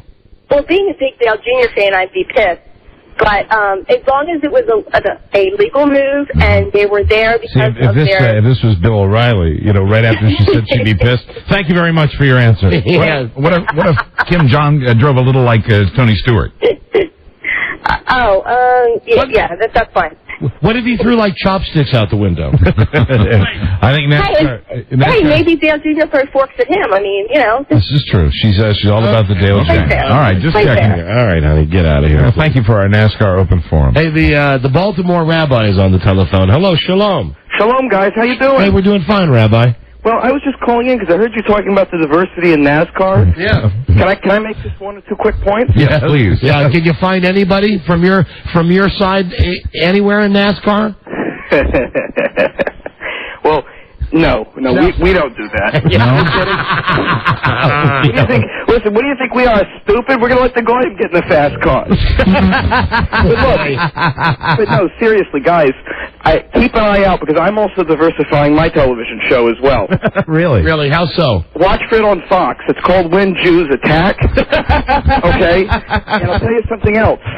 All right? We've been getting a lot of complaints from parents who are worried about their children seeing the violent Jews on television. But guys, one other thing too. M. Night Shyamalan's new movie. Yeah. The secret is it's us out in the woods. It's my people. You know why this guy's so funny? It's because this guy is really a rabbi. Really a rabbi, ladies and gentlemen. So funny. Well, I am until they find out that I do this in my spare time. All right, Shalom. Yeah, then they kick you out. Get out of here. One more question about this NASCAR crap. I'm sorry you even brought it up. Hello, Don and Mike Show. Hey, guys. Hey. Could you hear Darrell Waltrip calling the race if there's more diversity in NASCAR? Leading the pack out of turn one, it's Dwayne Washington driving the old English 800 Cadillac. Not going to work for me. Thank you. This is Spicoli. We're playing with fire. Mike, I'm simply tapping into what I hear is one of the best demos available in America. It's the NASCAR Dad that you're looking for. NASCAR Dad, yes. The NASCAR Dad, right. Right. How are ye? Let's do a phone scan, and let's make this a NASCAR-free phone scan. NASCAR-free, ladies and gentlemen. 877-365-3636. That's the phone number from America. 877-365-3636. Canada. 800-636-1067. DC 202-432-1067. We take your calls there on screen. Call us on any topic except the diversity in NASCAR. And as we go to break, I didn't have time to tell you everything. However, Benji the dog is dying. No. That was my feel-good. I don't have time to give you the whole big setup. But Benji had retinal reattachment surgery Tuesday as planned, but not doing as well as doctors had hoped. And incidentally, we've been thinking the wrong thing all along. Benji is a she. Oh, really?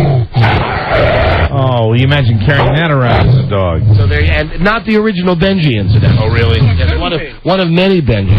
Benji was on Petticoat Junction. Benji was on Petticoat Junction? Hold on. That dog, if there was a dog that was on Petticoat Junction, that dog would be like 30 years old in human There were years. different ones, I guess. It's got to be a different. Got to be different ones. Hey, Uncle Joe. How are you? Sorry to hear about Benji. Are you just moving kind of slow, aren't you? Yeah, sure. Yeah, I'm going to eat him. I'm going to eat Benji. Hey, Uncle Joe. Yeah, I'm moving to the junction. I'm going to eat Benji. How you feel about diversity in NASCAR, Uncle Joe? Don't care for it. This is the Don and Mike Show. So, another Friday is upon us.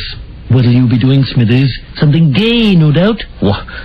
What? You know, light-hearted, fancy-free. Mothers, lock up your daughters. Smithers is on the town. Exactly, sir. The Don and Mike Show. Kendricks. That's right, kids.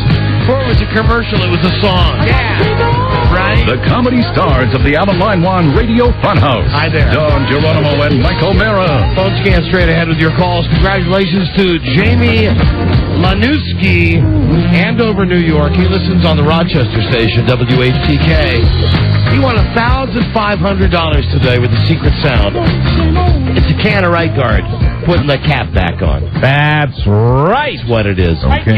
And let's see, Monday on the show. Hey, come here. Now, we're just talking. Thank you for coming in. Here are Ron and Fez. Ron and Fez. Ron and Fez. Hi, boys. Let's get more X's and O's with Buzz. I have learned more about football in the past hour. You're welcome. Ron and Fez do the show after us on WJFK and in Tampa and in Baltimore. Very rare for them to be in the building at this time of day. And Ron, you had the look when you were coming down the hall, client meeting. Yeah, I had the jacket on. Yeah, the sport jacket. And I gave him the whole, you know what, that sounds fantastic. And that way we can tie it into the show, and you're selling and the listeners don't even know it. Yeah. When we're meeting with the clients, jacket is the key word. So when do you guys, at what point, because you've been here now over a year, you're popular, you do a great show, at what point do you say to management, we don't want to be brought in, because I know you don't want to meet clients. Nobody does. Clients, no. So at what point do you say enough is enough? This, I think you get it down to once a quarter. If you can do that, where you meet a bunch of them, and then you're like, hey, we'd like to have some that we could use at home. Right. This would be great for my wife. And no matter what it happens to be. Oh, we love it. I'm thinking I probably have about 4 or 5 pieces of my soul left, so I can manage that many more meetings. Yeah. That many more sales meetings. Now, who hooks you into this? Does Alan hook you into this? It's Julie and it's Jag. And, you know, sometimes we spend... How can we turn 9/11 into a marketing fun thing for everybody? I hope that works out. You know, since we moved our office downstairs, the hardest thing has been on the sales guys who come by and go, hey, how you guys doing? Hey, you got an idea about... That was the one I got the other day when somebody walked in and said, so, you got any ideas what we can do? Like, get out! Leave now! So, because we don't have a lot of contact with you, because you guys show up right before your show, is that one of the reasons that you don't show at the station because because the leeches and the maggots back there jump on you? If you watch, I show up 2 minutes to 7, and Julie's pulling out 4 minutes to 7, and I'm giving her the big wave in the driveway. I'm calling you back. I'm going to give you a call. It's medieval medicine, really, going to a sales meeting. Yeah. And now let me ask, is your show available to the other stations that we're on now? Do you have a deal with anybody, or is it just... No, it's Catch as Catch Can, the Ron and Fez show. And that means our agent. We catch him when we can. Well, we endorse it. Anybody out there, these guys do one hell of a show. Yeah. And like us, they're bare bones. We must have an embarrassment of riches compared to what you guys, I mean, as far as what the station will give us. Right. Do you guys even have a producer yet? No, we have no producer. We have a lot of interns, and they're always going, you guys wanting water? And that's where we meet halfway. So we got no show prep, but a lot of water lined up. Oh, if water were gold, Don and Mike. And I'm telling you, first off, you don't need a producer, but you need a producer. You know what I mean? Just for background, these guys are heard on this station in Washington, D.C., also in Baltimore, and now in Tampa. And they should be on in a lot more cities that we're on. Tampa, 1010 The Buzz, the best named station Thank you. ever. And you guys are from, you've been down in that area, right? Yeah. Down in Tampa, so you got to be glad to be on down Fez there. is born and raised Pinellas Park. Very good. Do you have any friends down in Tampa? By friends, you mean gay lovers? Well, I was... I have friends. I'm a human. So now you're not doing the split shift anymore, right? So now you're just doing because for a while you had to come in at 11 in the morning and come in at 7 o'clock at night. We're not supposed to let anybody know that we're not live 11 in the morning, but it's the same thing you hear at 7 at night. We're just going over it. But don't bring up hey, it's a good night tonight. None of that stuff. Right. You'll never get the weather out of us. Friday night date night. All right, well, Ron and Fez, I just wanted to say we're big fans. Thank you very much. Support you guys, as always. Yeah, it's a great show. And it's nice to see you in the station. I just wish they'd leave you the hell alone. And a day like today when we lost Rick James, I think we all come together as one industry. Absolutely. One business today. I'm going to get all choked up. And the last nice thing I'll say is I'll give you credit. You had this Bush tape last night. I got in the car at 5 after 7. I'm listening to Ron and Fez show. First call I made was to Beth Ann. I said, you don't even have a producer. Right. I called her up. I said, you are the worst producer in the world. I was such a jerk to her. And she said, why? I said, turn on the radio. And I held the phone down to the radio, and this is what I heard. Our enemies are innovative and resourceful, and so are we. They never stop thinking about new ways to harm our country and our people, and neither do we. Yes. And I'm laughing. I said, that's on Ron and Fez's show. 5 minutes after our show is over. Wait a minute. We just heard that same speech in the sales meeting. Anyway, if all is cool with you guys, Dan, we're cool. We're cool. Always very cool. Listen to the Ron and Fez show, everybody. Thank you for coming. All right, thank you, guys. Thank you, Don. Thank you, Mike. We like having you guys around. Thank you. And also one of the most beautiful days of the summer, they bring those guys in. Yeah. Come in the middle of the day. You maggots, leave them alone. They're like leeches, they are. Let them live. Oh, there's Ron and Fez. They're the guys who've worked here less than 2 years. We'll get them to go out on the sales calls with us. Yes, put this outfit on. Yes, please, go ahead, do it. Put the jacket on. I remember the last sales call that I ever went on, and it was with you, Mike, and it was when we worked at the other station, and we drove to the boot store, which is very close to the radio station we work at now. And weren't we? And this is I have to be pathetic here. It was an offer of that got us out. It was an offer of free boots, free cowboy boots. And I got sucked in again myself because the ones we haven't been on one together for years, but I got sucked in with the free boots again, and I think both of them turned out the same way. Same exact client, too. Come on down. You'll get free boots. And then they want to talk about schedules. They want to talk about commercials. We're sitting in a goddamn boot store in some kind of log cabin for an hour while Mike is trying on every... The guy's saying, these are lovely. Is this Lizard? Yeah, right. Free boots. Reboot. Client meetings. Here's a brief, client meetings for dummies. DJs have to go out. If someone wants to buy a commercial on your show, sometimes you have to go out and meet the client. Right. You have to tell them, I like your product. Yeah, you're great, blah, blah. I promise we won't say bad words when your client, your spot is running, blah, blah, blah, blah, blah. And they finally figured out with us that we are not the best ones to dress up and take out somewhere. Let me reference the scene in the Blues Brothers. When they go into the... Do we have that tape, Rob? And then we'll get to the phone scam. Where they want the guy to join the band. Yeah, right? So they go into the fancy restaurant the guy's the maitre d'. He's the maitre d' at the restaurant. And Aykroyd says, well, until you decide to come back to the band, we're not leaving. And that's just a reference point, but this is exactly how we behave in a client meeting. All right. How much for the little girl? The women. How much for the women? What? Your women, I want to buy your women, the little girl, your daughters. Sell them to me. Sell me your children. Maitre d', Maitre d', you, how much for your wife? Right about at that point, the maitre d' comes over and says, all right, I'm in the band. Get him out of here. Okay, phone scam, here we go, 877-365-3636. Hello, this is the phone scan. Hi, Don and Mike Show. Bueno Arbusto, you super freaky radio god. Right on. Will everybody please stop with the Rick James stuff, for God's sakes? It's my anniversary now. It's going to be ruined because Rick James is dead. I think we paid our tribute. Well, that's actually why I was calling. I was calling to congratulate you and Frida on your 23rd. Yes, and think about this. Half my life now, I've been married to that woman. Congratulations. Well, you know the theme for the 4th is leather, the 4th is wood, the 9th is leather. Do you know what the 23rd is? Yes, it's duct tape. The 23rd, no, actually, the 23rd, it's not duct tape. That's a joke. It's an athletic tube sock and full of BBs. Full of BBs. That's what it is. Wow. Hello, Don and Mike Show. Phone scan. Hi.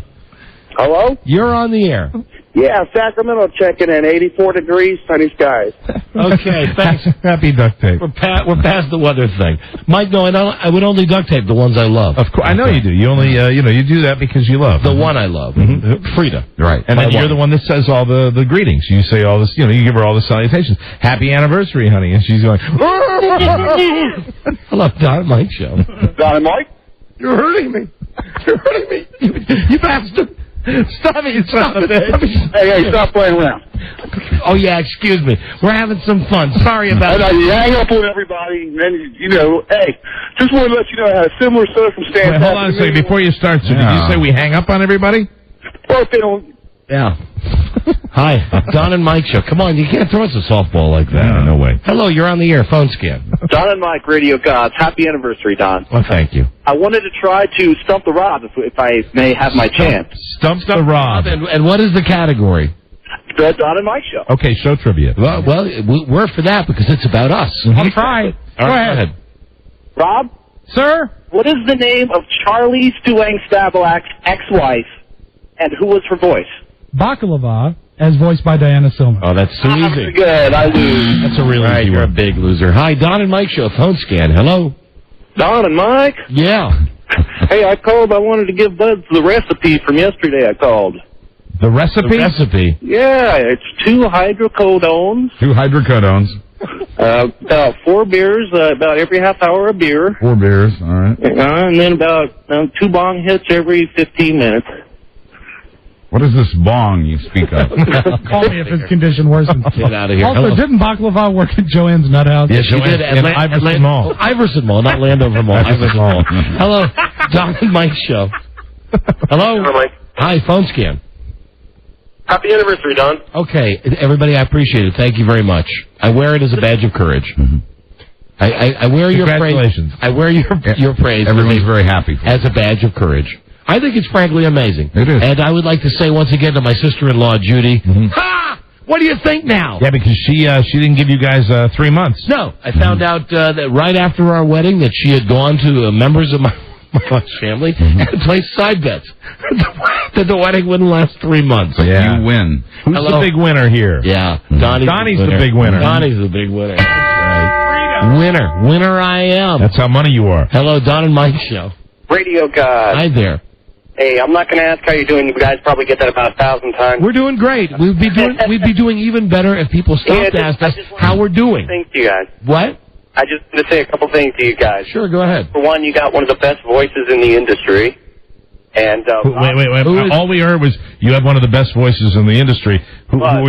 One of the best voices. Buzz. Yeah, all right. Okay. Whatever. Anything else? Comments in the background? What? Rob's comments in the background always bust me up. He's so funny. Right. Okay, I think that this guy is apparently just a fan of everybody except you and I, Mike. I believe that's the way it sounds. He's out of there. Yeah, goodbye. Hello, Don and Mike show. How you doing? There's no need for you to come to the microphone. Just hate it when anarchists call. Anarchists. Anarchists? You've been listening to those Bush tapes too much. All right, Bob Newhart. We have to get rid of the anarchists. Why don't you just slow down a little bit there, Bill Maher? Absolutely, and get them all with their insurance. Hello, Don and Mike show. Hey, guys. Hi there, you're on the air. I just wanted to tell you, thank you for everything that y'all do. You know, you make my drive home enjoyable every day. Your show's hilarious. And I heard a joke today, and I wanted to know if I could tell you guys a joke. No. Come on now. You sound like a nice man. Such a nice call at the beginning as he was just showering us with praise. The deal here is you can certainly tell a joke, and if it's funny, I swear to God we'll laugh. We're all in good moods today. It's Friday. What the hell? And if we don't laugh at the joke, we give out your phone number, and you have to agree to that. All right, that's fine. So you really think the joke is... And listen, for anybody that doubts this, if the joke is funny, just one time, I'd like to be able to say for future guys that call like this, somebody has made us laugh on one of these. Has it ever happened, though? Never. It's happened certainly on Make Us Laugh. Yeah, but it's never happened with random callers with jokes. I'll tell you, it's a West Virginia joke. So I don't think it's... Here's what... And let me explain. I just want to go into a little more detail here. The reason a lot of the times that it doesn't go over, we're not going to laugh at a joke that we've heard before. Anyway, having said that, if you know that the penalty if we don't laugh is that we give out your phone number, go ahead. Okay. What do West Virginians do for Halloween? What? Pumpkin. All right, now you will want to call this guy all weekend. What do they do for Christmas? No, you don't get a second one. It's not allowed. This guy's in area code 434, and his phone number is 426-1440. I'll give it one more time, to be fair. 434. Fair and balanced. 426-1440. That is fair. Now, the second part of the joke is... No, goodbye. You don't get a second. Wait for our listeners to call you. And for those of you listening on the West Coast, don't forget tonight, when you get home at midnight, it's 3 a.m. where that guy is. Hallelujah. And if you get home at 3 a.m., oh, even better, it's 6 a.m. on Saturday morning. Happy Saturday. Hello, Don and Mike Show. Phone scan. Hi, dear. I've got a question. I want to tell you one thing about... Is it the Mrs. Doubtfire guy? Mrs. Doubtfire, but it was a bad phone. You have to be a little further away from the phone when you do that. Hello, dear. Hello. And it's a Mrs. Doubtfire impersonator. It's not the original guy that does Mrs. Doubtfire. No, it's not. But I wanted to say something about CSI Miami. You ever notice that Horatio, whatever his name is? Horatio? You mean what's his name? He never looks at anybody when he talks. He has to look away from them. Yeah, please call him H. David Caruso. Yes, that's true. And he has... I've told Mike, Mike's the best with voices, obviously. The best voice guy in America. I'm trying to reach out to you. That I think David Caruso, enough people watch CSI Miami to know that he is the most one-dimensional actor absolutely. in the world. He's doing the same character he did on NYPD Blue. Yeah. And remember when he was too high and mighty to stay on NYPD Blue and he left them, then he came back to series television. So anyway, I think you should work on that because I think that's killer. I know. It's always getting beyond just saying one thing. I'm trying to reach out to you. Yeah. That's what I'm trying. And you're going to go down all day. And I'm going to put you away. That's what I'm going to do. I'm working on it. Hello, Don and Mike Show. Slow study. Hello. It's Rick James. Is this Rick James? It's Rick James. I've been on hold for 20 minutes, and I ain't dead. Okay, thank you, Rick. Hi, Don and Mike Show. Hello. Don and Mike. Yeah, hi. Hey, I wanted to know if you want to be in my fantasy football league. I'm looking for 2 more people. No, we've got our own league this year. We're set. Thank you, though. Hey, can I give a plug to my league? Sure, go ahead. Anyone around? Okay. Hi there. Don and Mike Show. And my tip, pick Ricky Williams early. Yes, Ricky Williams. Hello? What? Hello? Don, I'm trying to sing to you, buddy. Go ahead, sing then. Hold me closer, Tony Dancer. Tiny Dancer. Hey, dog. Why is he singing Tiny Dancer? Because it's Friday. Is there a reason? Hey, Don. What? And then he's got a bad cell phone on top of that. I don't understand. These are unscreened calls. There Hello, are. Don and Mike Show. Hey, Don, what's up? Hey, hi. Did you get your Madden yet? Oh, thanks for bumming me out. No, I didn't. No, you didn't. Are you getting it for Xbox or PlayStation 2? Xbox. Although if I have to, I'll get it for PlayStation. Did you know that there's a special collector's edition for PlayStation 2? I know there's a 15th anniversary edition, and oh, wow, thanks for... And you can play old school Madden on there. Don't tell me. Yes. Don't tell me. Yes, okay? you can play like 92 and 93. Oh, okay, goodbye. I'm hanging up on you now, even though I wanted to hear what you had to say. Where's my new Madden game? Nerdland. Hello, Don and Mike Show. Hey, Don. Hey. Mike. Hi.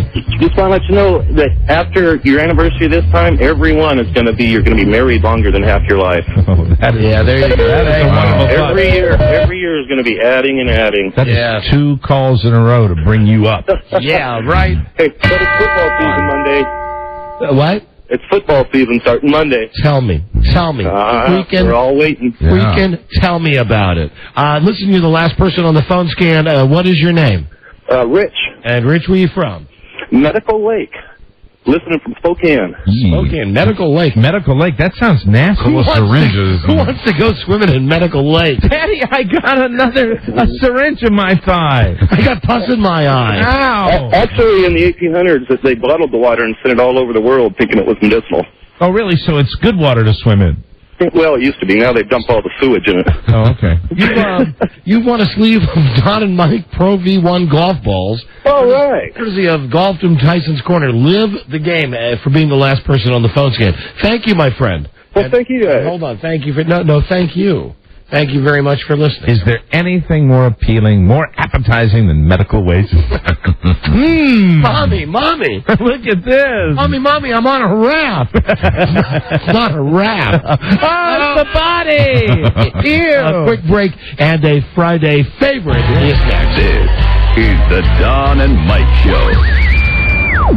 If you're single and having trouble finding the perfect match, let the WJFK Dateline do it for you. Get started by logging on to WJFK.matchlink.com. Join the entire 2004 Washington Redskins team, including players and coaches, on August 31st for their welcome home luncheon to benefit the Redskins Leadership Council. For details, visit WJFK.com. The Don and Mike Show. Sexy. WJFK. This is the Don and Mike Show. The public education system in America is one of the most important foundations of our democracy. After all, it is where children from all over America learn to be responsible citizens and learn to have the skills necessary to take advantage of our fantastic opportunistic society. I love the idea of a school in which people come to get educated and stay in the state in which they're educated. We'll make America what we want it to be. A literate country and a hopeful country. In our state of Texas, I've worked with the legislature, both Republicans and Democrats, to pass a law that said if you come in the top 10% of your high school class, you're automatically admitted to one of our higher institutions of learning, college. We identify problem readers early and give them help they need early. Joe. We test each year to make sure students are learning, and we train teachers in methods that work. In reading, that method includes phonemic awareness and phonics. No new theory has ever improved on it. The Don and Mike Show. Oh, God. God. Stay listening. The Don and Mike Show. Right. Oh, we had a winner today. Jamie Lanuski. Hey, Lanuski. Out of Rochester. 10-year affiliate, WHCK, Rochester, New York. Jamie won $1,500 today with a secret sound. We'll start over Monday with $100. Also on Monday's episode, we'll have from the TV show Dr. 90210, Plastic Surgeon to the Stars. All right. And from Trading Spouses, Lisa Bowers, the mom of the hot and fat kid. Oh, she's great. I bet she'll be a lot more fun than the other mom. Think so. Also, still to come next week, Jane Shane from Diary of an Affair, and rescheduled the president of CBS and our boss at Infinity Radio, Leslie Moonves, coming on the show. And I promise I will bring up his relationship with his girlfriend. You did last time. There's no reason why you can't do it again. Julie Chen, because I want to... Give me 30 seconds. Here's the thing. I know we laughed at Buzz yesterday, a couple days ago. I read his bio about credibility. Yes. Mm-hmm. Okay. Buzz is a goofy news guy on our show. Right. And if you know what ever really hits the fan, like on 9/11, Buzz is there with all the news. Right. Now, on the other hand, you got the boss's girlfriend at CBS, Julie Chen. Right. I like the show Big Brother. I watched the live one last night. It was great. The twins fooled everybody. Sure. They got her dressed up in this slinky outfit. Right. She looks great. Braless. Low cut on the shoulder. I mean, she's showing nothing but skin. And I'm looking at this girl going... That's a good-looking woman. Yeah. A strong-looking woman, but it's obvious that, she's the host of Big Brother. Right. Here's my problem. I turn off my TV last night, it's on CBS. I turn it on this morning, it's on CBS.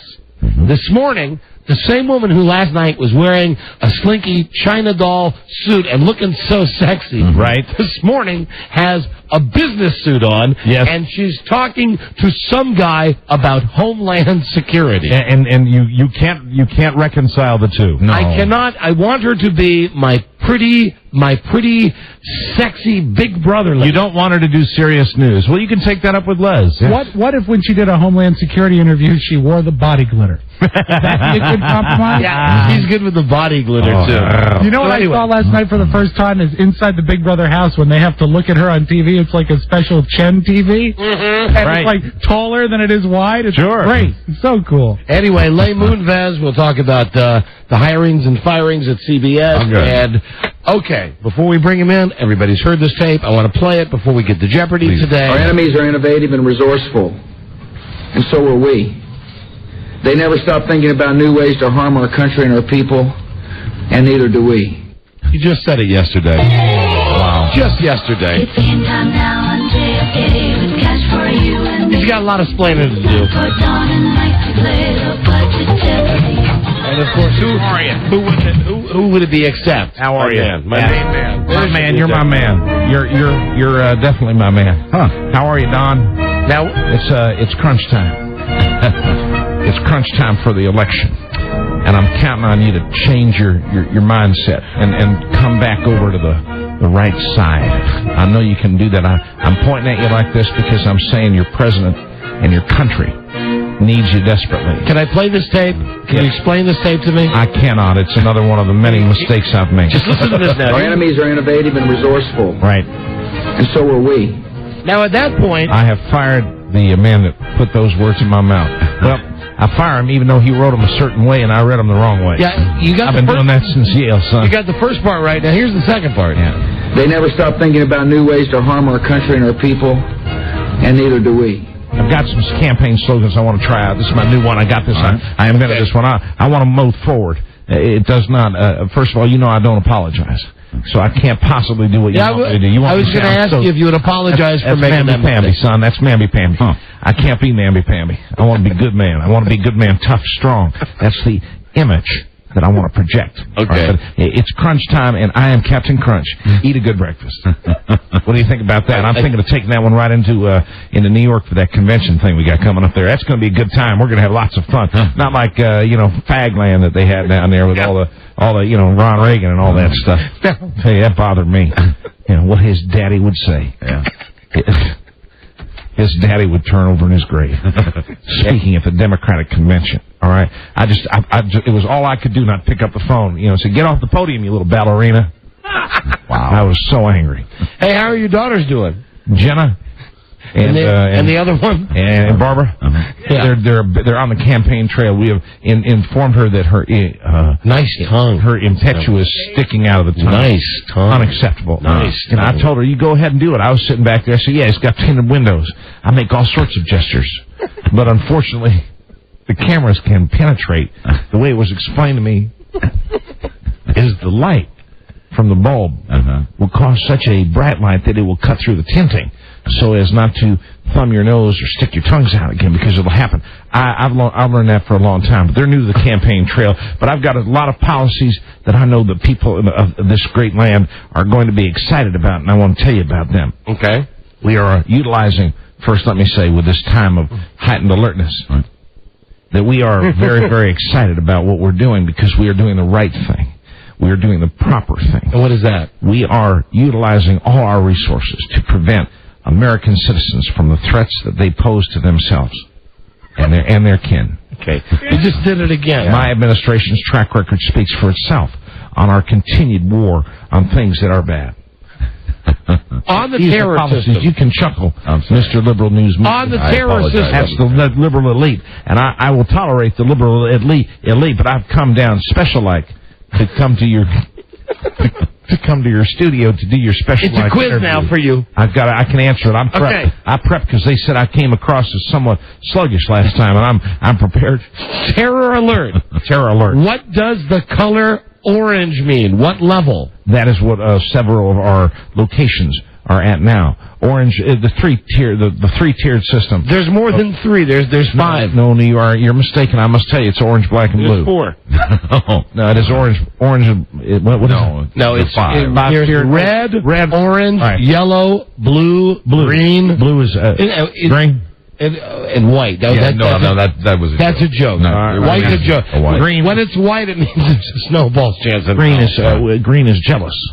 That is where we will be. That is not a good place to be for any American citizen. We should not be jealous. Is red embarrassed then? Red is angry. And red is angry. I'm angry, and I'm mad. I'm mad. If you see red, you'll know that we're angry, and I hate me the terror boy. I think I might know what makes me skittish.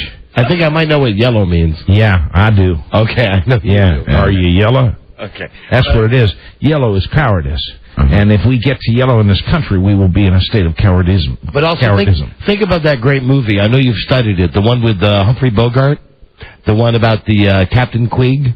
Remember what yellow meant in that movie? No, the only one I've seen recently is that Pirates of the Caribbean with Johnny Depp. Johnny Depp is one funny actor, man. He's got long hair and running around here like a hippie. I laughed out loud. They get, the pirates are skeletons. You never saw the Caine Mutiny? Huh? Caine Mutiny. If that does sound, it makes it sound. I walk out of movies. If it's something I didn't like, I walked out of when. What the hell was that one? Day After Tomorrow? Yeah. Oh, man, what piece of garbage that was. I said, flush that down the toilet, son. Take that out of my screening room. Global warming causing like tidal waves, and it's fantasy crap. And I'm not going to sit there and do that. Yeah, it's just like them stem cell research people. They're all over me, and I have a statement about them that I'd like to share. Oh, sure. I'd love to hear that. Yeah. Stem cell research. That's a hot topic. Stem cell research.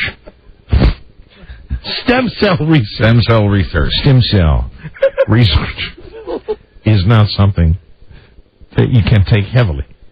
You should not. What?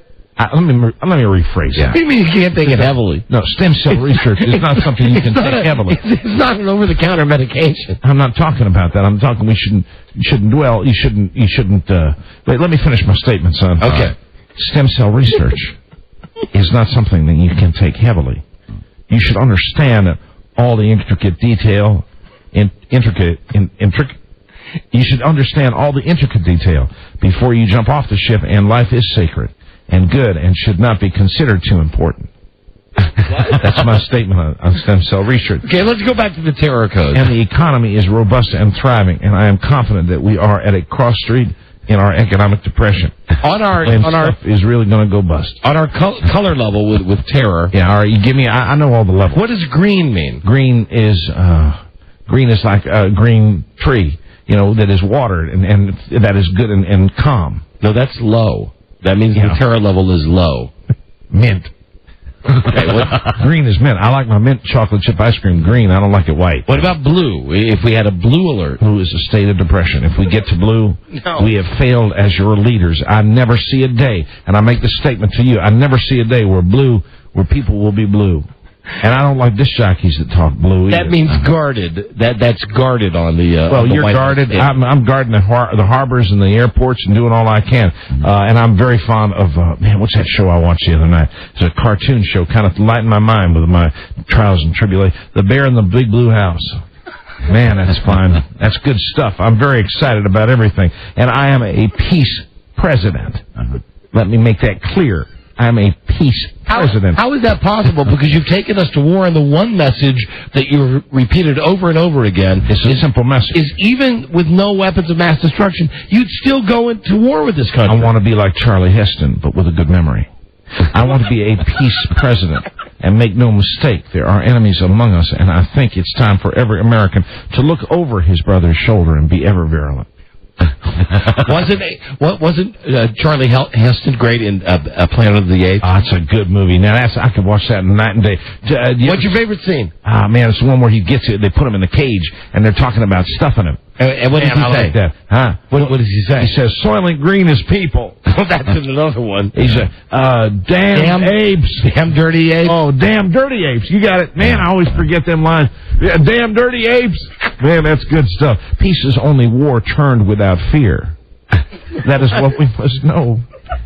I will tell you, terror is like a stoplight. Red, stop terror. Yellow, slow down terror.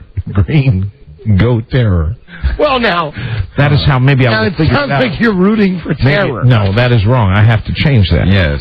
Research is a weighty matter. To all we have some. What? I don't know. I read it wrong. Thank you, Rob. It doesn't matter because it's Bush. I want to be known as the education president, too, and I want every teacher to be a good teacher and to teach good every student who should be taught good, too. Healthcare is a priority, and we will continue to strive for the top of the barrel of the monkeys when it comes to attracting and rewarding our givers of good doctorate. What? I don't need to replay it. That is my prepared statement on health care, which is important to all Americans. It is so nice to see a person that comes to a doctor and because of good doctrine is able to leave an office and feel good. I feel that ignorance will be stopped to all who effort. I am very happy about all that. I have said to the young men and women that I've spoken to all across this great sea, I have said to them, if you effort, you will be rewarded someday with good things. Good things will come to those who persevere and want to put in a good day's time. Have you put in a good day's time today? Oh, man, I'm up early, son. I got 10:30, 11 o'clock this morning. Because, they're still doing that whole big rap about you taking so much vacation time. Well, just what you should know, and I think this is important, when I'm going down and I'm pruning my bushes in Crawford, I'm also... it's not like I can't work. Oh, I got to tell you something. I have to work in Crawford, Texas. Off the record, can I tell you something? Okay, let's go to a secure channel. I want to tell you something off the record. Environment. Save it, or you will not save it much. Mark my words. Right. Secure channel. Words to live by. You're clear. Are we clear off the air? You know when you mentioned the thing about pruning? Yeah, before you go on, are we not on the radio right now? No, we're not on right now. You get somebody to rustle me up a payday? Yeah. You want a candy bar? And, not a candy bar. It's a payday, son. It's a good candy bar.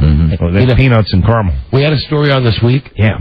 A guy that was pruning out in Britain. Yeah. He was up on a ladder with a chainsaw. Oh, it was one of your feel-goods. Yeah. And he tipped over on the ladder. Yeah. And the chainsaw was still going. Yeah. And he cut his wife's head off. I'm not supposed to laugh at that. Yeah, no, but it's still good. Chopped it clean off. Well, it was held on by a couple of veins. She was dead. Oh, I tell you, you slay me with that, son. When you said the thing about pruning made me think of that. Yeah, man, can I tell you something, Don? I always talk to you. We're not on the air. No, we're not on. Man, they're just shoving these words in my head, and I don't like. I said, just give me the top sentence. I don't need to read the detail. That 911 commission. I mean, did you see how big that was? Yeah. Now, there's no way you read that book, right? And I didn't read Clinton's book either. I'm not going to have time for either. The thick pages. I say, if it is over 20 pages, you have a day wasted. And I'm not about to waste my day. Man, I would give access to the button for nougat right now. We'll get you a candy bar. We candy bars sit so well like that. Hey, you got any Pepsi? You know what we got in the back room? What do you got? Curious George books. Oh, man, that's fun. I like that. I practice reading that. People are very surprised that I practice reading Curious George and some of the children's books. They are the lettering is the same size in many cases as it is on a teleprompter. What have you know them teleprompters? If they move too fast, I'll tell you. I've told the person that's going to run that teleprompter at that convention. Yeah. Make sure slow down. That's a priority word there. Senior Cheney calls me Curious George all the time because I ask so many questions about stuff I am not worldly about. We got to play Low Budget Jeopardy here with the first two callers at 877-365-3636. Before we go back on the air, do you have any thoughts at all about Michael Moore? Yeah, I have some thoughts about Michael Moore. I mean, we're not on the air, so go ahead. I think really what we should do is, it's very simple, and I don't pass this along. But I'm not going to do anything to him, but if we were, I could do it very easily, and it's very simple. Poison his food. He obviously is a man who needs a lot of calories, and I think we could poison his food quite easily. That's the evil George. Would you have one of those rings like in the movies where when he's having a drink, you say, look over there, and the little thing would open up and you would put the sleeping powder into his drink? Yeah, you put you put something like a Goody's headache powders in it, and it'll be be one of them poisons, and and just watch him. Man, I'd love to see it though. I said videotape it if I see it. Watch him double over, cramping up, and just flopping around like a big fat fish. When we come back, we're going to be on the air. Go commie. When we come back, we'll be on the air. Okay. I'm ready for it. 877-365-3636 if you want to play Low Budget Jeopardy with my man, W. What? I have got it. What? I have figured it out. Figured out what? I will feed poison to a duck, and then he will eat the duck and die. Okay, we'll be right back. This is the Don and Mike Show. Our enemies are innovative and resourceful, and so are we. They never stop thinking about new ways to harm our country and our people, and neither do we. WJFK. We're concerned about AIDS inside our White House. Make no mistake about it. The Don and Mike Show. They are entertaining always. Don and Mike. Hey, we're going to get right to the game here. I love playing games. I'm ready for this, son. Let's go. Let's rock and roll. Low Budget Jeopardy. We're here with the current president, the sitting president. Yeah, soon to be 4 more years. Don't you forget that. I look forward to the election in December. Let's play Low Budget Jeopardy. Thank you, my constituent, Donnie. DONI. Your ex-constituent. This is Low Budget Jeopardy. Although you never know. I'll just say that. That's you what never know. That's That's the kind of indecisiveness that Captain Wiggles has. That's what I like to call him in private. Captain Wiggles? Captain Wiggles. Like Captain Crunch on the Captain Wiggles. Because he wiggles. I don't know what that means. Now entering the studio is a quality assurance rep from Ogden, Utah. Ogden, Utah. Let's say hi to Marty Meslow. Hello, Marty. Hello, LQ. Hello, Mr. President. Listening on the Salt Lake City station. Great. How about you, Marty? I mean that usually that is great. And now coming into the studio is a supervisor from Portland, Oregon. Let's say hi to Mick Traeger. Hey, Mick. This is Nick. Nick. Well, I see it has an M. You can see that. It does on my screen as well. You know what that problem is? Joe.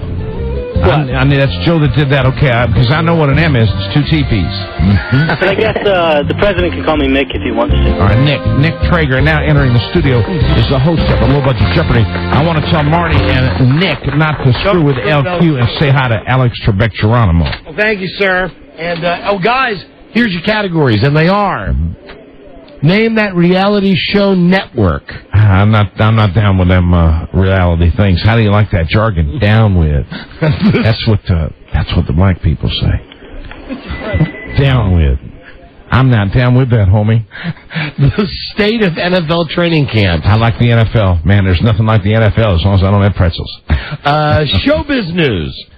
You can have the liberal elite are part of the show business clan.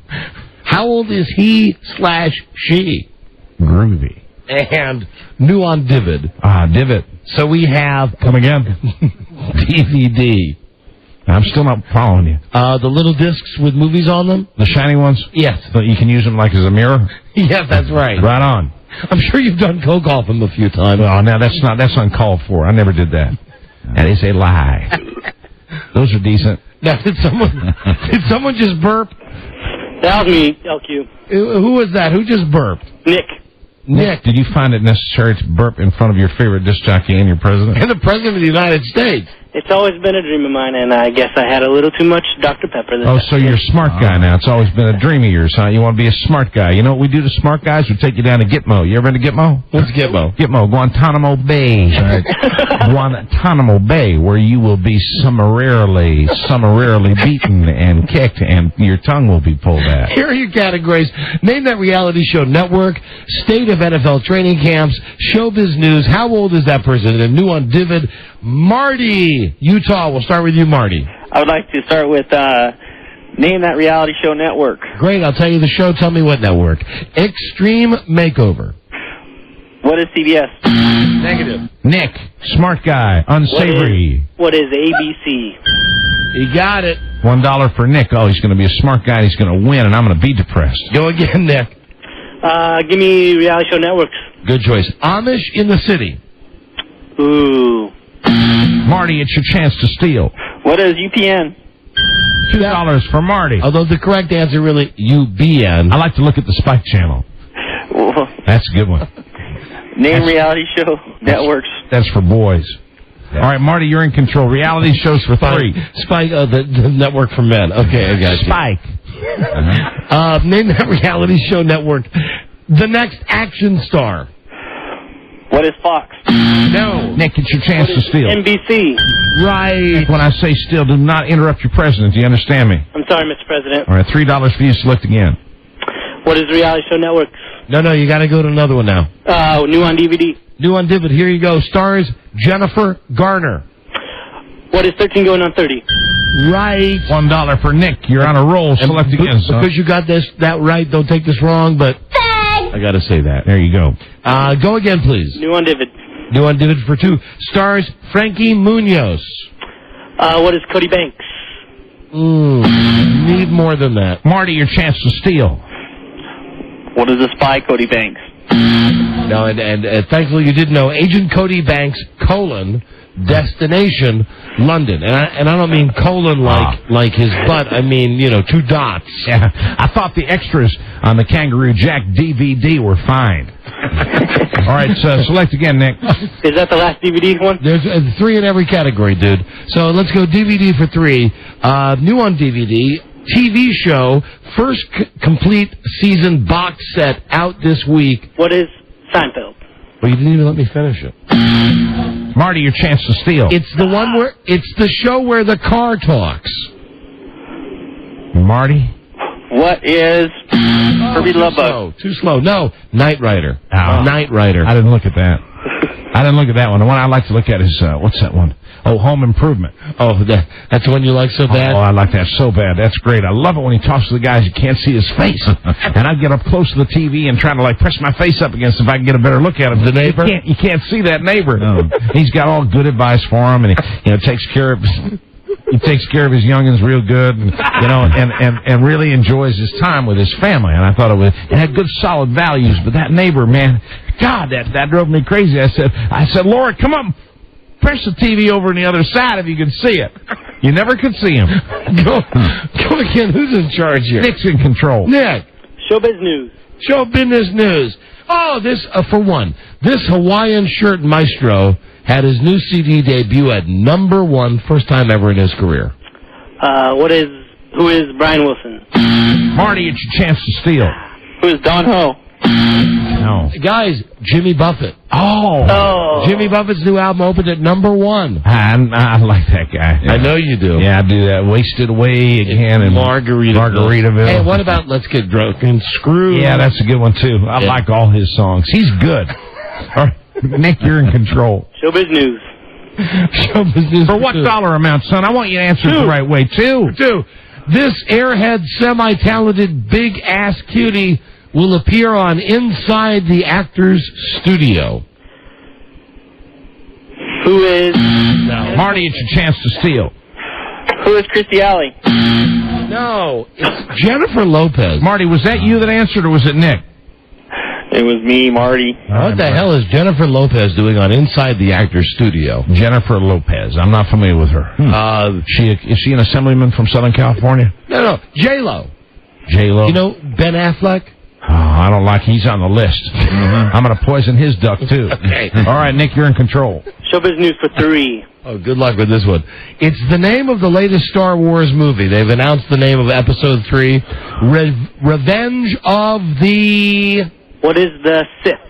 And that one he gets. Wow. $3 for in you, the Nick. basement of the science building. All right, you nerd boy. You go on and do another category now, Nick. NFL state training camp states for 1. All right, the Tampa Bay Buccaneers are having training camp in this state. What is Oklahoma? Marty, your chance to steal. What is Florida?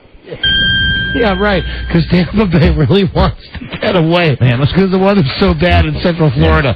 Let's go to Oklahoma. Marty, select again. Now, they train in Orlando, but it's Florida, so you got that right. Go again. Marty? Yes, Marty, whoever got it right. State of NFL training camps. The Dallas Cowboys. The Dallas Cowboys have training camp in this state. What is Texas? No. Nick, your chance to steal. What is Illinois? No. You guys are so stupid. No, it's California. Marty, your chance to steal. No, you're not steal. You're in control now, son. State of NFL training camps for 3, please. The Carolina Panthers have training camp in this state. What is Florida? Nick, your chance to steal. What is North Carolina? No, it's South Carolina. South Carolina. Man, you missed it just by a couple of thousand miles. All right, Marty, you're in control.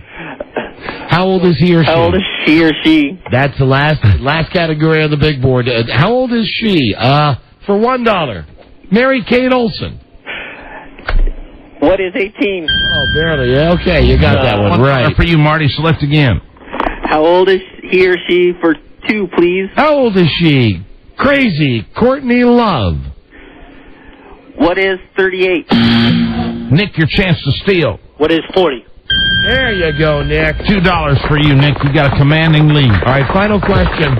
On the big board, how old is he? Justin Timberlake. What is 23? Well, let me just say. Winner! $3 for you, and that's the end of the first round of Low Budget Jeopardy. That's super. You know how old he is. That was a guess. Now, who's got Who's got what here, Mr. President? With that fine last answer about Justin Timberwolf, Nick has a total of $13, with Marty over having his own little party with $4. All right, guys, anything can happen in Final Low Budget Jeopardy. We physically force you both to bet it all. Good luck. Here's your category. False crazy kids. And here's the answer. On the David Letterman show this week, guest Bill Clinton autographed a copy of his book to David Letterman's young son. Okay, so that your answer is, the name of Letterman's kid. Very good. In the form of a question. I don't like that. And why? What don't you like? Because it is the great liar. Oh, Bill Clinton. As I refer to him often, the great liar. It's Letterman's kid's name, and good luck. All contestants on Low Budget Jeopardy will receive a George Bush Texas-sized pie. Something most citizens don't know about me is that I love pie.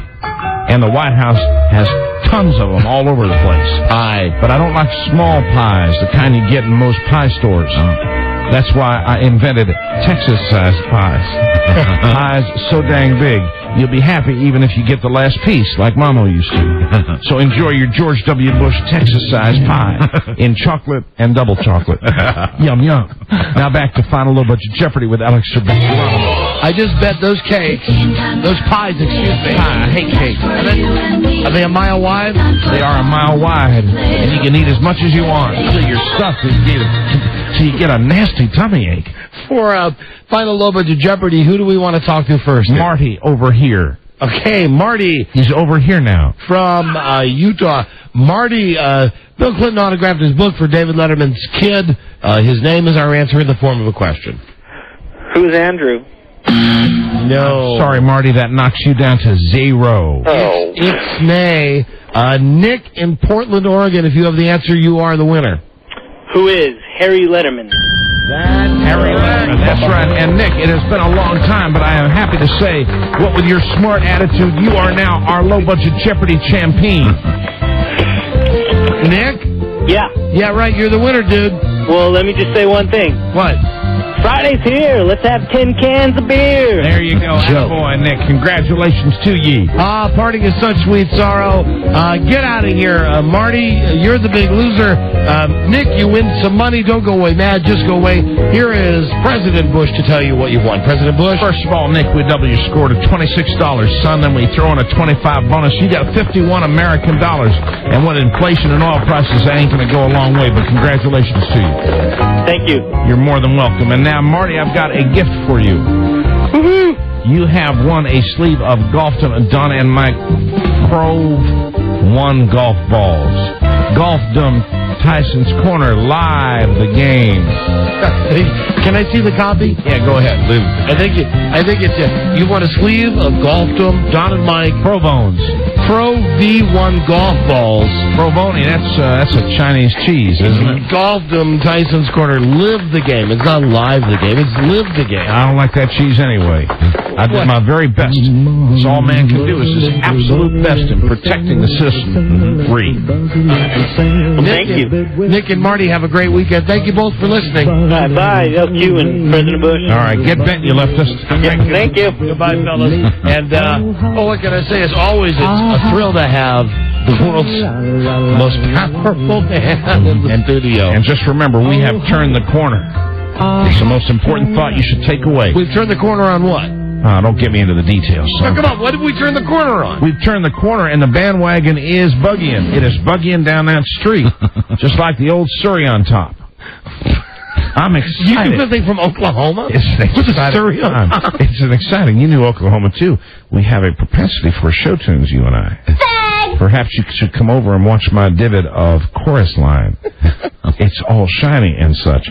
In a world where owning a radio was strictly forbidden, one man found a way to bring good news to his people. Buzz. Me. He made it up. W in October. You were going to plug in? Yeah, I just want to get the vote out. When is the election? Do you know? It's in the fall. When? The date escapes me currently, but I know that I will be prepared for it, and I will vote. And I will cast my vote for the right man. And if it looks like you're going to lose, what about the stories that we're hearing that you're going to postpone the election if you got like some terror threat? The story is that if it looks like you're getting killed in the polls, no pun intended, that what you'll do is say, oh, well, we've got the terror there, we got to put off the election. Yeah, take that up with OC. Who's Oz? I don't make those sweeping decisions. Oz Chaney. Oh. The great and powerful. He is the man in his secret spot that pulls all the puppet strings. His secret spot? The secret spot. You know about his secret spot? I know about his secret spot. Yes, I do. You're getting dirty, son. You're doing potty talk. I am not. I like that potty talk sometimes. But I have to present. It's professional. Right. And now I must take my leave. A buzz? Yes. I must go out into King Arthur's court. We need to know what your lead story on the news and comments is today. Well, then, today, the new British way to fight terror, don't smile. That's a good thing. Why is that a good thing? Because Tony Blair is a good man, and he will help me to change things to further me. That is what I look for in any kind of leader internationally. Will it further me? What is Tony short for? Tony's short for Tonika? Tonika Blair. Stay tuned for news and comments coming up on the Don and Mike Show. Short for Anthony. Anthony, of course, yeah, Anthony. Anthony. I went to a seafood house with that name. Anthony's Seafood House one time. Huh. There's great crab cakes. Man, well, you ever have them with peanut butter? Always remember, never forget. Low Budget Jeopardy is a production of Koran Incorporated. And it's distributed by King World. I take my leave now into my citizenry. I'm the most powerful man in the world.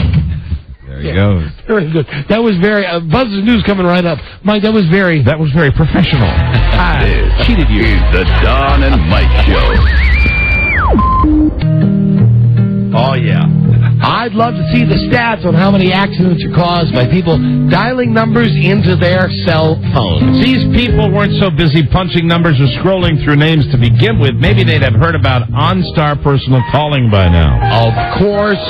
They probably aren't paying attention to me now, but for everybody else, listen up. You can make and receive hands-free calls using the hardware that's already built into your OnStar-equipped car. That means no more scrolling through your phone to find a number when you're doing 80 in a 2-ton chunk of steel. And if you ever do get into an accident, which won't be because you're dialing your cell phone at least, OnStar sends a signal to emergency advisors that lets them know your airbags have gone off and you need help.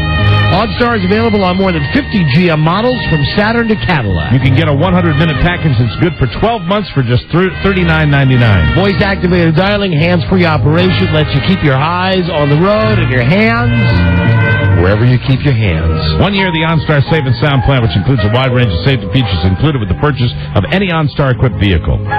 Safe and Sound plan costs $16.95 a month after the first year. For more information about OnStar, go to OnStar.com. Website. The Don and Mike Show.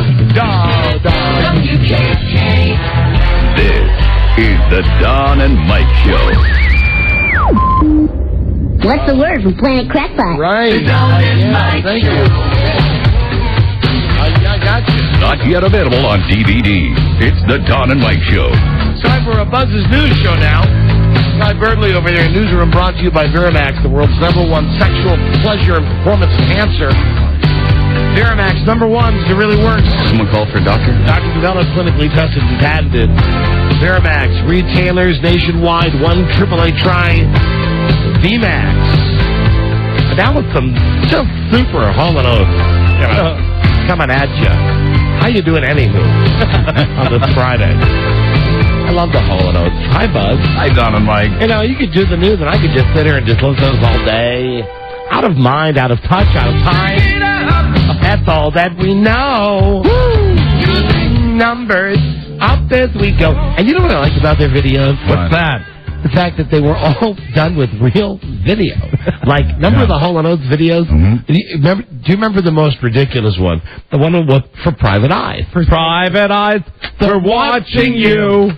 And it was all done like on bad home Yeah. video. Very exciting. Wasn't there disappearing in Private Eyes? I remember them coming and going rather suddenly. Oh, I love Yeah. that. And the makeup. And there was a lot of big, oversized, like Land of the Giants guitars in one of their videos, and a big, giant, oversized Land of the Giants drum, maybe. I always found John Oates to be a fine video actor. Big hair. He'd always be like, ooh. The best video for that is their video for Jingle Bell Rock. Oh, yeah, that's right. Where he's doing a lot of one-on-one with the camera. Exactly. Anyway, well, gosh, the Hall & Oates is over, so now let's go to Buzz. Yeah, and let's not forget G.E. Smith. Yeah. I hate G.E. Smith. Everybody hates him. From Saturday Night Live on, you just hate G.E. Smith. And if you go back to those old Hall & Oates videos... A lot of G.E. Smith. He's all over him. That's where Lorne Michaels, I guess, discovered him. That he is gorgeous. He's something. Married Gilda Radner, right? Really? Yeah, What's the thing that Nicole Richie says all the time? Gorgeous. They say either one of two things. Well, Paris Hilton will always say hot, hot, and she's like gorgeous. Gorgeous. Like, not like the Lisa Remedy way of saying, gorgy. Mm-hmm. It's simply, it's a noun, it's a verb, it's an adjective. You're going to be deputy sheriffs today. Gorgeous. You just stepped in dog crap. Hot. You have VD. Gorgeous. Hot. Hi, Buzz. Hi, Don and Mike. The British government is now telling its citizens not to smile when they have their passport pictures taken. Hello. In fact, big smiles have been banned completely, and it's not out of shame over the country's lack of dental care. It's a homeland security issue. The British government says that since most people don't smile when they pass through customs, they shouldn't smile when they get their passport photo taken. New policy, quote, must show full face, looking straight at the camera with a neutral expression, mouth closed, eyes open, and unobstructed by hair or tinted glasses. The clever terrorist now will, of course, flash a big toothy smile when passing through British customs. Show your grin.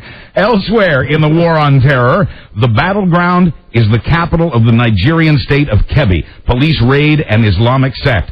2 cops get shot, 2 cops get stabbed as they take on a Shiite Islamic sect armed with bows and arrows as well as daggers and guns. The intense battle lasted for an hour. The police mission to end the wife swapping that went on in this particular sect. Wow.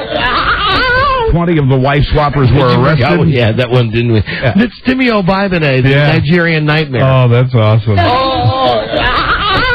20 of the Islamic wife swappers were arrested, but hundreds of others escaped. Islamic wife swappers are apparently violent and slippery. Oh, my. Almost. Hold on, excuse me for one moment, Buzz. Yes? Stand by for a dumb caller. Good. Okay. Hello, Don and Mike Show. Hello. Hello, you're on the air. Hi, who's this? Hi, this is Monica. I love you guys. Thank you. Where are you calling from, Monica? I'm calling from Virginia Beach. What can we do for you? Well, I just called to give you a little bit of news. You may have been working hard today and you didn't hear about it. Rick James died today. Can you speak up? We were having problems hearing you. Rick James died today. I got something. I didn't. Did you guys hear it? I'm not kidding. Could you please speak up? Rick James died today. Try putting your mouth a little closer to the phone. Okay. Are you kidding with me? No, I'm not kidding with you. Okay. Rick James. Louder, please. Rick James. What about him? Rick James. He died today. What did he lie about? He died. What did he lie about? He fried. No, I mean, I know he lied, but what was the subject that he lied about? Being a cocaine addict. Okay, are you listening to me very carefully now? Yes. We covered this 3 hours ago!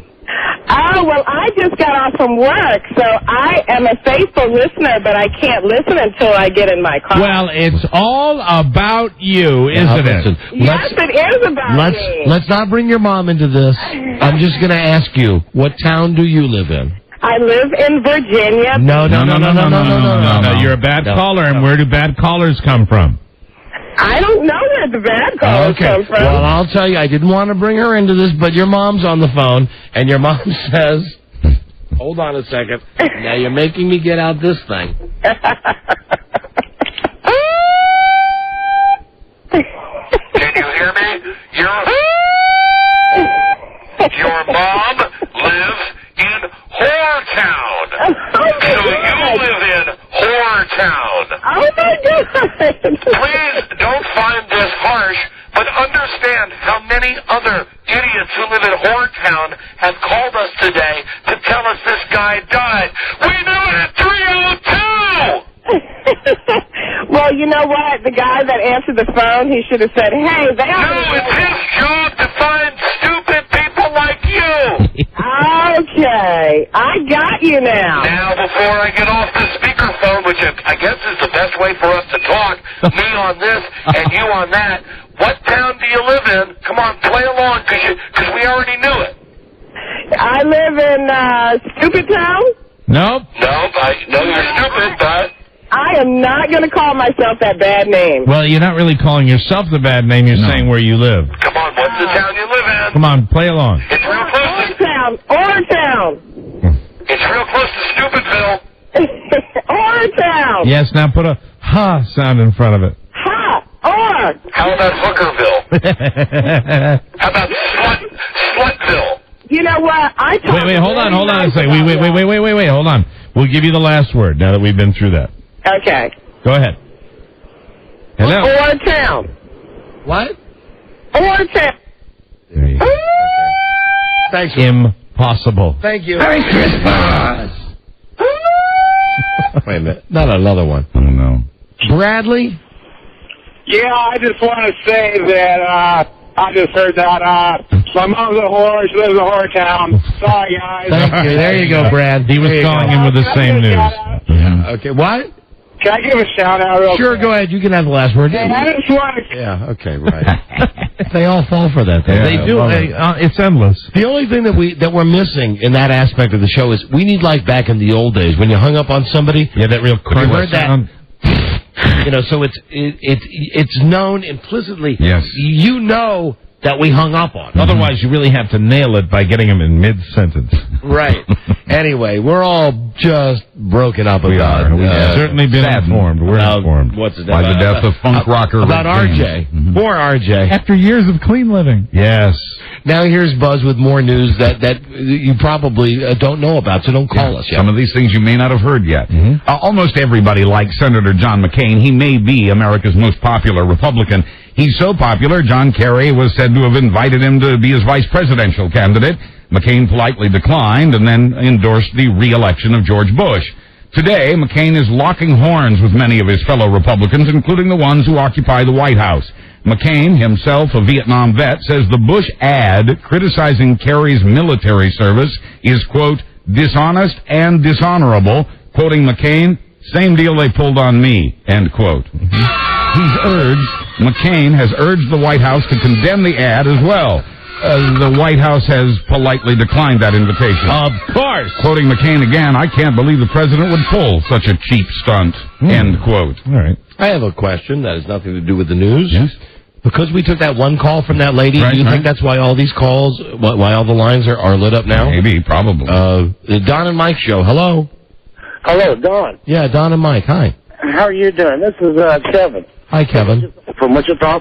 Yeah. The husband that had the wife that had a boyfriend. Oh, him. The husband with the wife.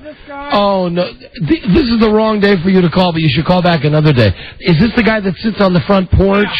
You got it. While they're inside. Oh, we got to save you for next week. What time, what day? Okay, call another day. Yeah, please. Well, what time, what day? What time, what day? Anytime except today.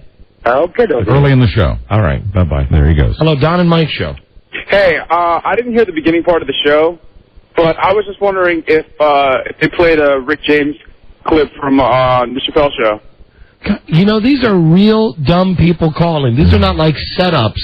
First off, hi, you're talking to us. Welcome to the show. Yeah, we did not play a clip from Chappelle. But we did reference Chappelle. Said that he's got a great new bit. Please, would it kill you to listen to the whole show? I'm Rick James, bitch! Would it kill you? God.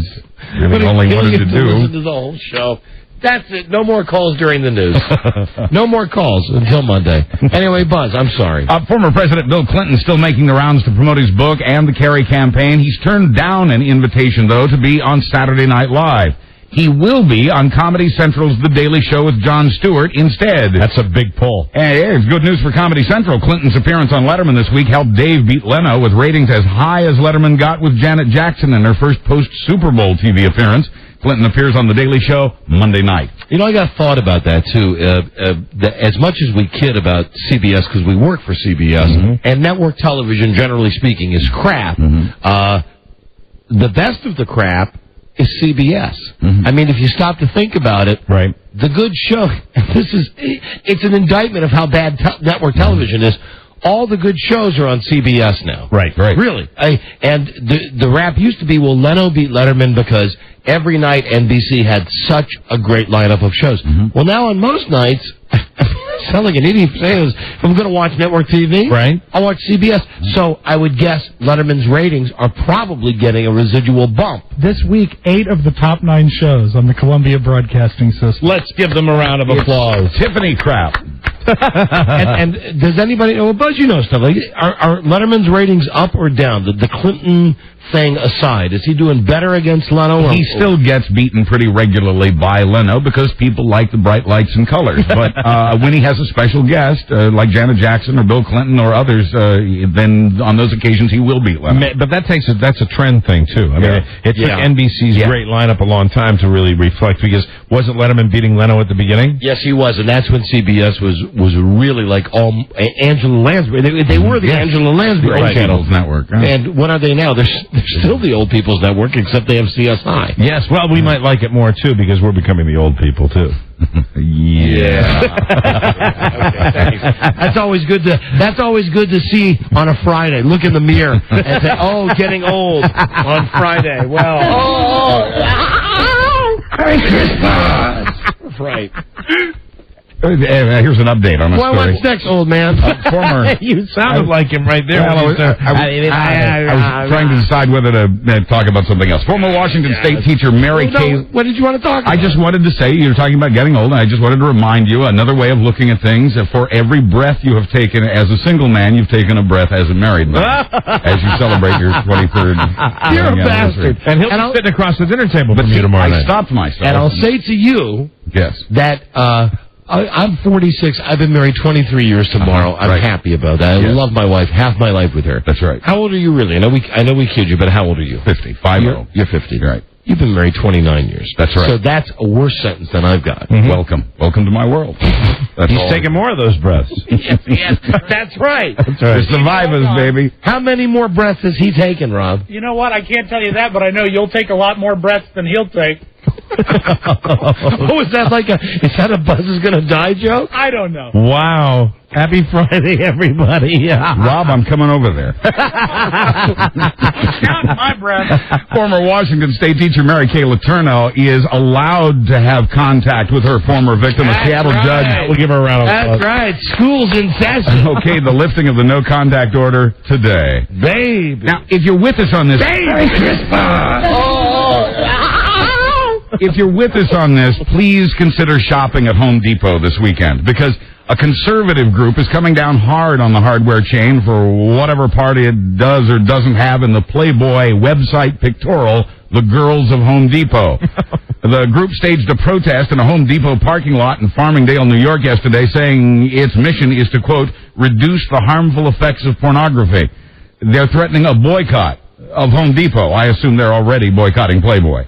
Quoting a leader, we're asking Home Depot to get out of the porn business. The group's demanding an apology and a promise the retailer will never do this again, assuming it's done anything at all. I have to say that I don't go to a large variety of Home Depots. Right. There's one within like 15, 20 minutes of my house that we go to. Right. I cannot imagine. I know. Any woman, and we, Frida and I go like Sunday morning, right, Saturday afternoon, Friday night. I've never seen a piece of ass working at Home Depot. It's not like Walmart. or Target, Mike. Target, It's not like Walmart's got the ugly thing down. If we were really discussing this seriously, I would put Target up against Walmart for the hotter checkout people. I might not be able to win that. Yeah, no, that's... I might not. I mean, I like Walmart better than Target, but I might not be able to. But they both beat Big K. Let me say this, though. Yes. Or Kohl's. However, there's a lot more cripples working at Walmart than at Target. Yeah, well... You know what they do at Walmart? They highlight the cripples. They do. Like in yellow? How many times you gone into Walmart and you know who your greeter is? Right. A guy in a wheelchair. They help the handicapped. That's right. It's wonderful. That's right. Help the cripples. It's terrific. You're not talking about any other pictorial, are you? No, I'm not. Oh, okay. That'd be good. No, I'm not. I know. If I could just take I know that this is like a disjointed news segment. But I have a private closed-circuit message to Carrie Spiewak. Oh, good. Okay. Rob's wife. Yes? We were just talking about Home Depot. Mm-hmm. They sell lamps there. Oh, that's nice. Still? Yeah. They do. Still. Yeah, I threw the old one out today because the trash man came today. So now the spot where there was a lamp stands nothing. Right. Just empty space. Yes. Yeah, I think you're going to have to get that lamp yourself. Oh, I don't know. That would ruin the game, wouldn't it? Yes, it would. Wouldn't that just be like putting Boardwalk and Park Place in your pocket at the beginning of the game? See, the thing is, the guy just doesn't say to his wife, go get a lamp. Oh, I've said it. Oh, how many times have you said it? I'm tired of counting it. Well, they have them at Home Depot. Yes, every time I take a breath, it's a breath without a lamp. Somebody's going to have a good weekend. Always do. So today's lesson, Home Depot good, pharmaceutical maker Abbott Laboratories bad. What they do? Abbott, get this. Hey, Abbott! Abbott is the drug company that has quadrupled the price of an AIDS drug that was developed with the help of your generous tax dollars. Quadrupled the price and refused to let anyone else make a cheaper generic version of the drug, which makes for some expensive cocktails. Poor old Abbott. I don't even know Abbott Labs. Oh, Abbott and Costello. No one. What the hell is that? Rob pulled out the theme to the Abbott and Costello show. You remember? No one's going to know that. See, people get the tape of a cheap medicine.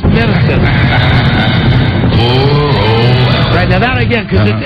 hi, it's Yellen. Yeah, but who the hell knows that this is the theme to the Abbott and Costello show? Well, you know it. Nobody else knows that. Thank you. Nobody else. That should be the theme to our show. You want to hear it again? Ladies and gentlemen, the Don and Mike Show.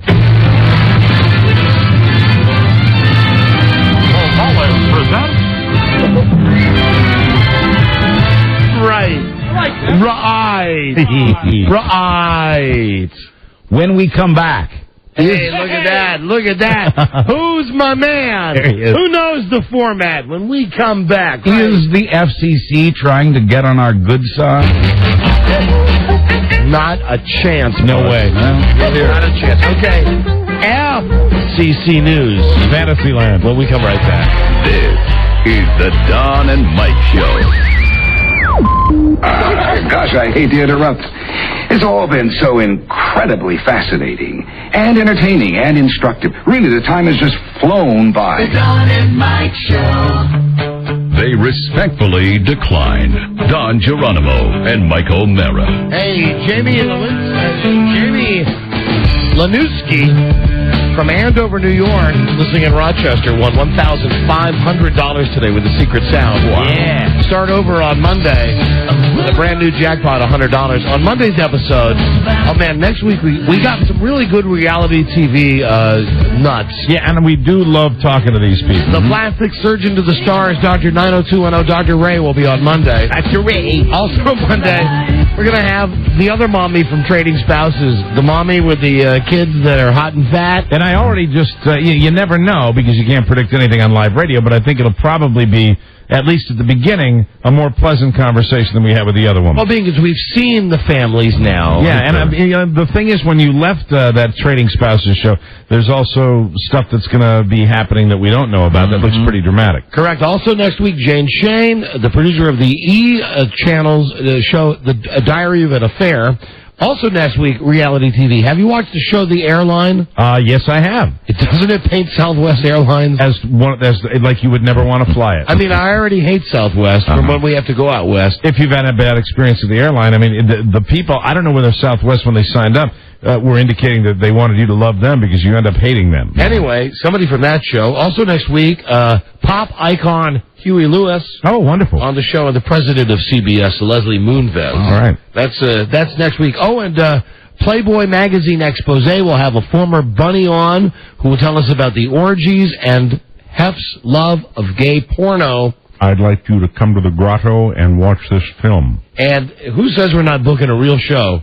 We'll have Santa Claus on next week. Wonderful. And not Mike pretending to be Santa Claus. Easier to get him off season. Yeah, of course it is. Some guy, his real name is Dan. And Santa Claus. Santa Claus. Santa Claus. Anyway, that's next week on the show. That sounds like a good week. That's a lot to get in. Yeah, it doesn't sound like this show, does it? No, it doesn't. I mean, it doesn't sound like the Don and Mike show. It sounds like a real show. Santa Claus and Les Moonves in the same week. And here's Buzz. Hi, Don and Mike. Hi, Buzz. Is the FCC trying to get on our good side? The government agency, the agency that lately just squelches free speech, has okayed a couple of cool new technology rules. First, it's banned spam on wireless devices like cell phones and palm-sized organizers. Wireless is already a big new frontier for the spammers, and it'd be easy for all that spam to crush a brain as small as the ones found in phones and PDAs. The FCC... And Joe. The FCC has also given the go-ahead for people to send copies of TV shows over the Internet. This gives Replay, TiVo, and the other digital video recorder makers the ability to add that feature to their machines. The NFL and Hollywood hate this, claiming they'll lose control of their copyrighted material and the profits that go with that control. Oh, man, the NFL, because they're hurting, too. Yeah, they are. They need the money. Hat in hand. Yeah, really. Now, as you just mentioned a moment ago, Hugh Hefner has about a dozen playmates he keeps as slaves, according to a new tell-all book. Former playmate Jill Ann Spaulding. Is this the woman who's supposed to be on next week? Joining us next week. Excellent. Yeah, she'll be, we booked her as a guest next week. I'd like you to come up here, slave, and bring me a mint julep. She says the mansion is, quote, a brokerage house where dangerous sex is traded for stardom. She says the dozen bunny's duties include servicing him every Friday night. She says the girls who are not occupied at any given moment are to serve as cheerleaders and to cheerleaders. What? To cheer him on. Oh, poor you. And also to pretend that they're attending to each other. I will be eating one of these blue pills. We will go to the grotto. Then I will go upstairs where I will select one of the bunnies, and then you will cheer me as we have relations. That is the rule, oh slave bunny. Jill Ann says the dozen sex slaves don't get protection. Did you say Beth Ann? Jill Ann. Oh, Jill Ann. I would like to bring my bunny Beth Ann up to the mansion, please. Says they don't get protection, but that they do get $2,000 a week. The slaves do. That's $2,000 to service my every need. Hef says it's a silly book full of tall tales, and we'll have the woman on we'll next find week. out, because she's booked as a guest next week. And Hef, I remember what you like them to cheer. What would you like to... You don't miss a jump split! Yes, but I certainly enjoy watching the bunnies. Where is that tape of those Dallas Cowboy cheerleaders? I was looking. I might have it for you in a sec. I think it might be under testosterone for some reason. I mean, we might have it filed there. Because, remember on that... All of mine is gone.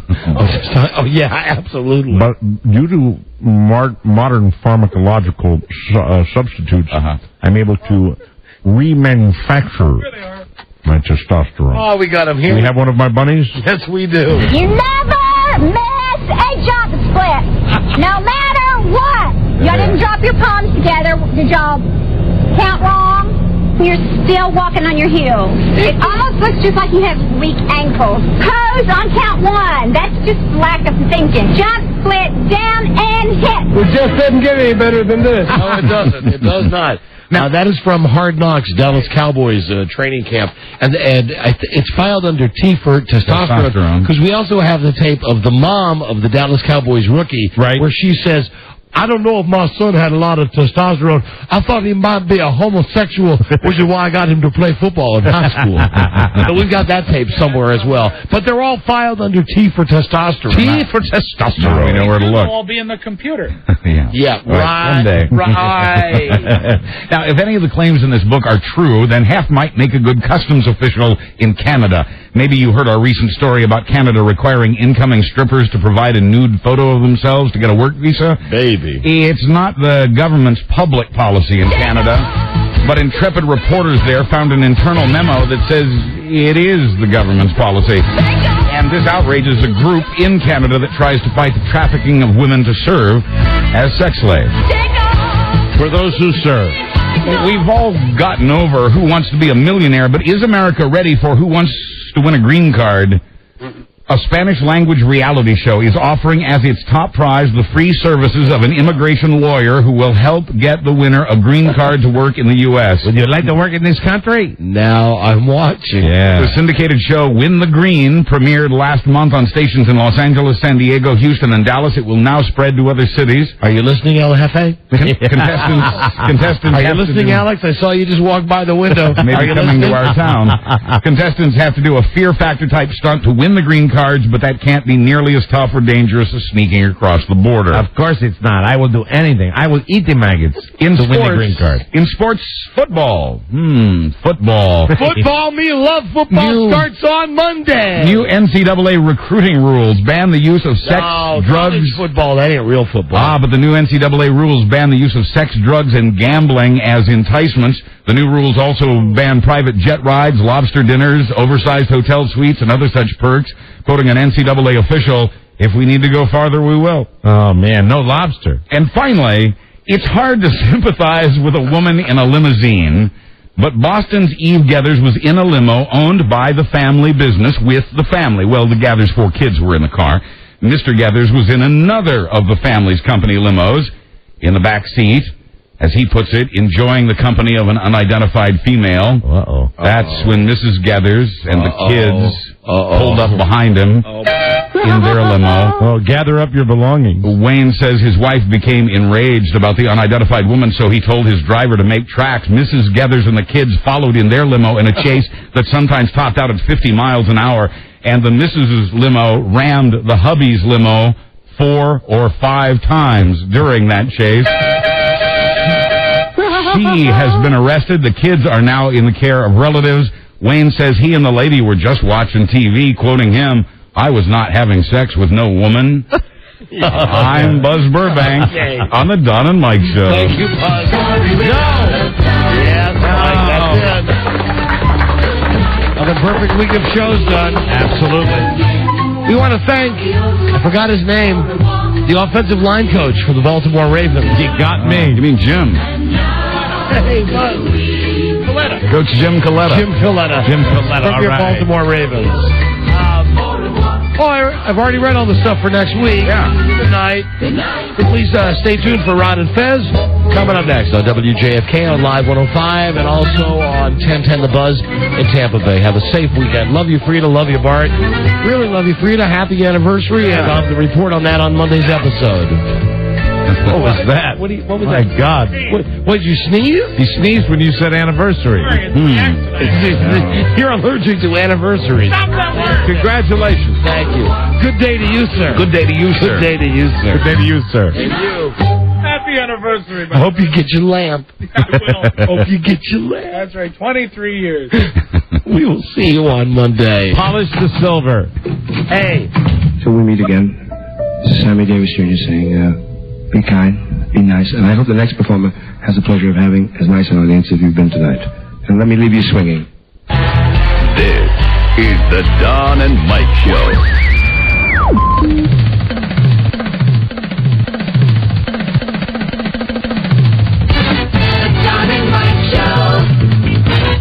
WJFK. Too busy to meet new friends? The WJFK Dateline can change your life. Log on to WJFK.matchlinks.com. WJFK's Don and Mike Show is brought to you by our partner AOL for Broadband.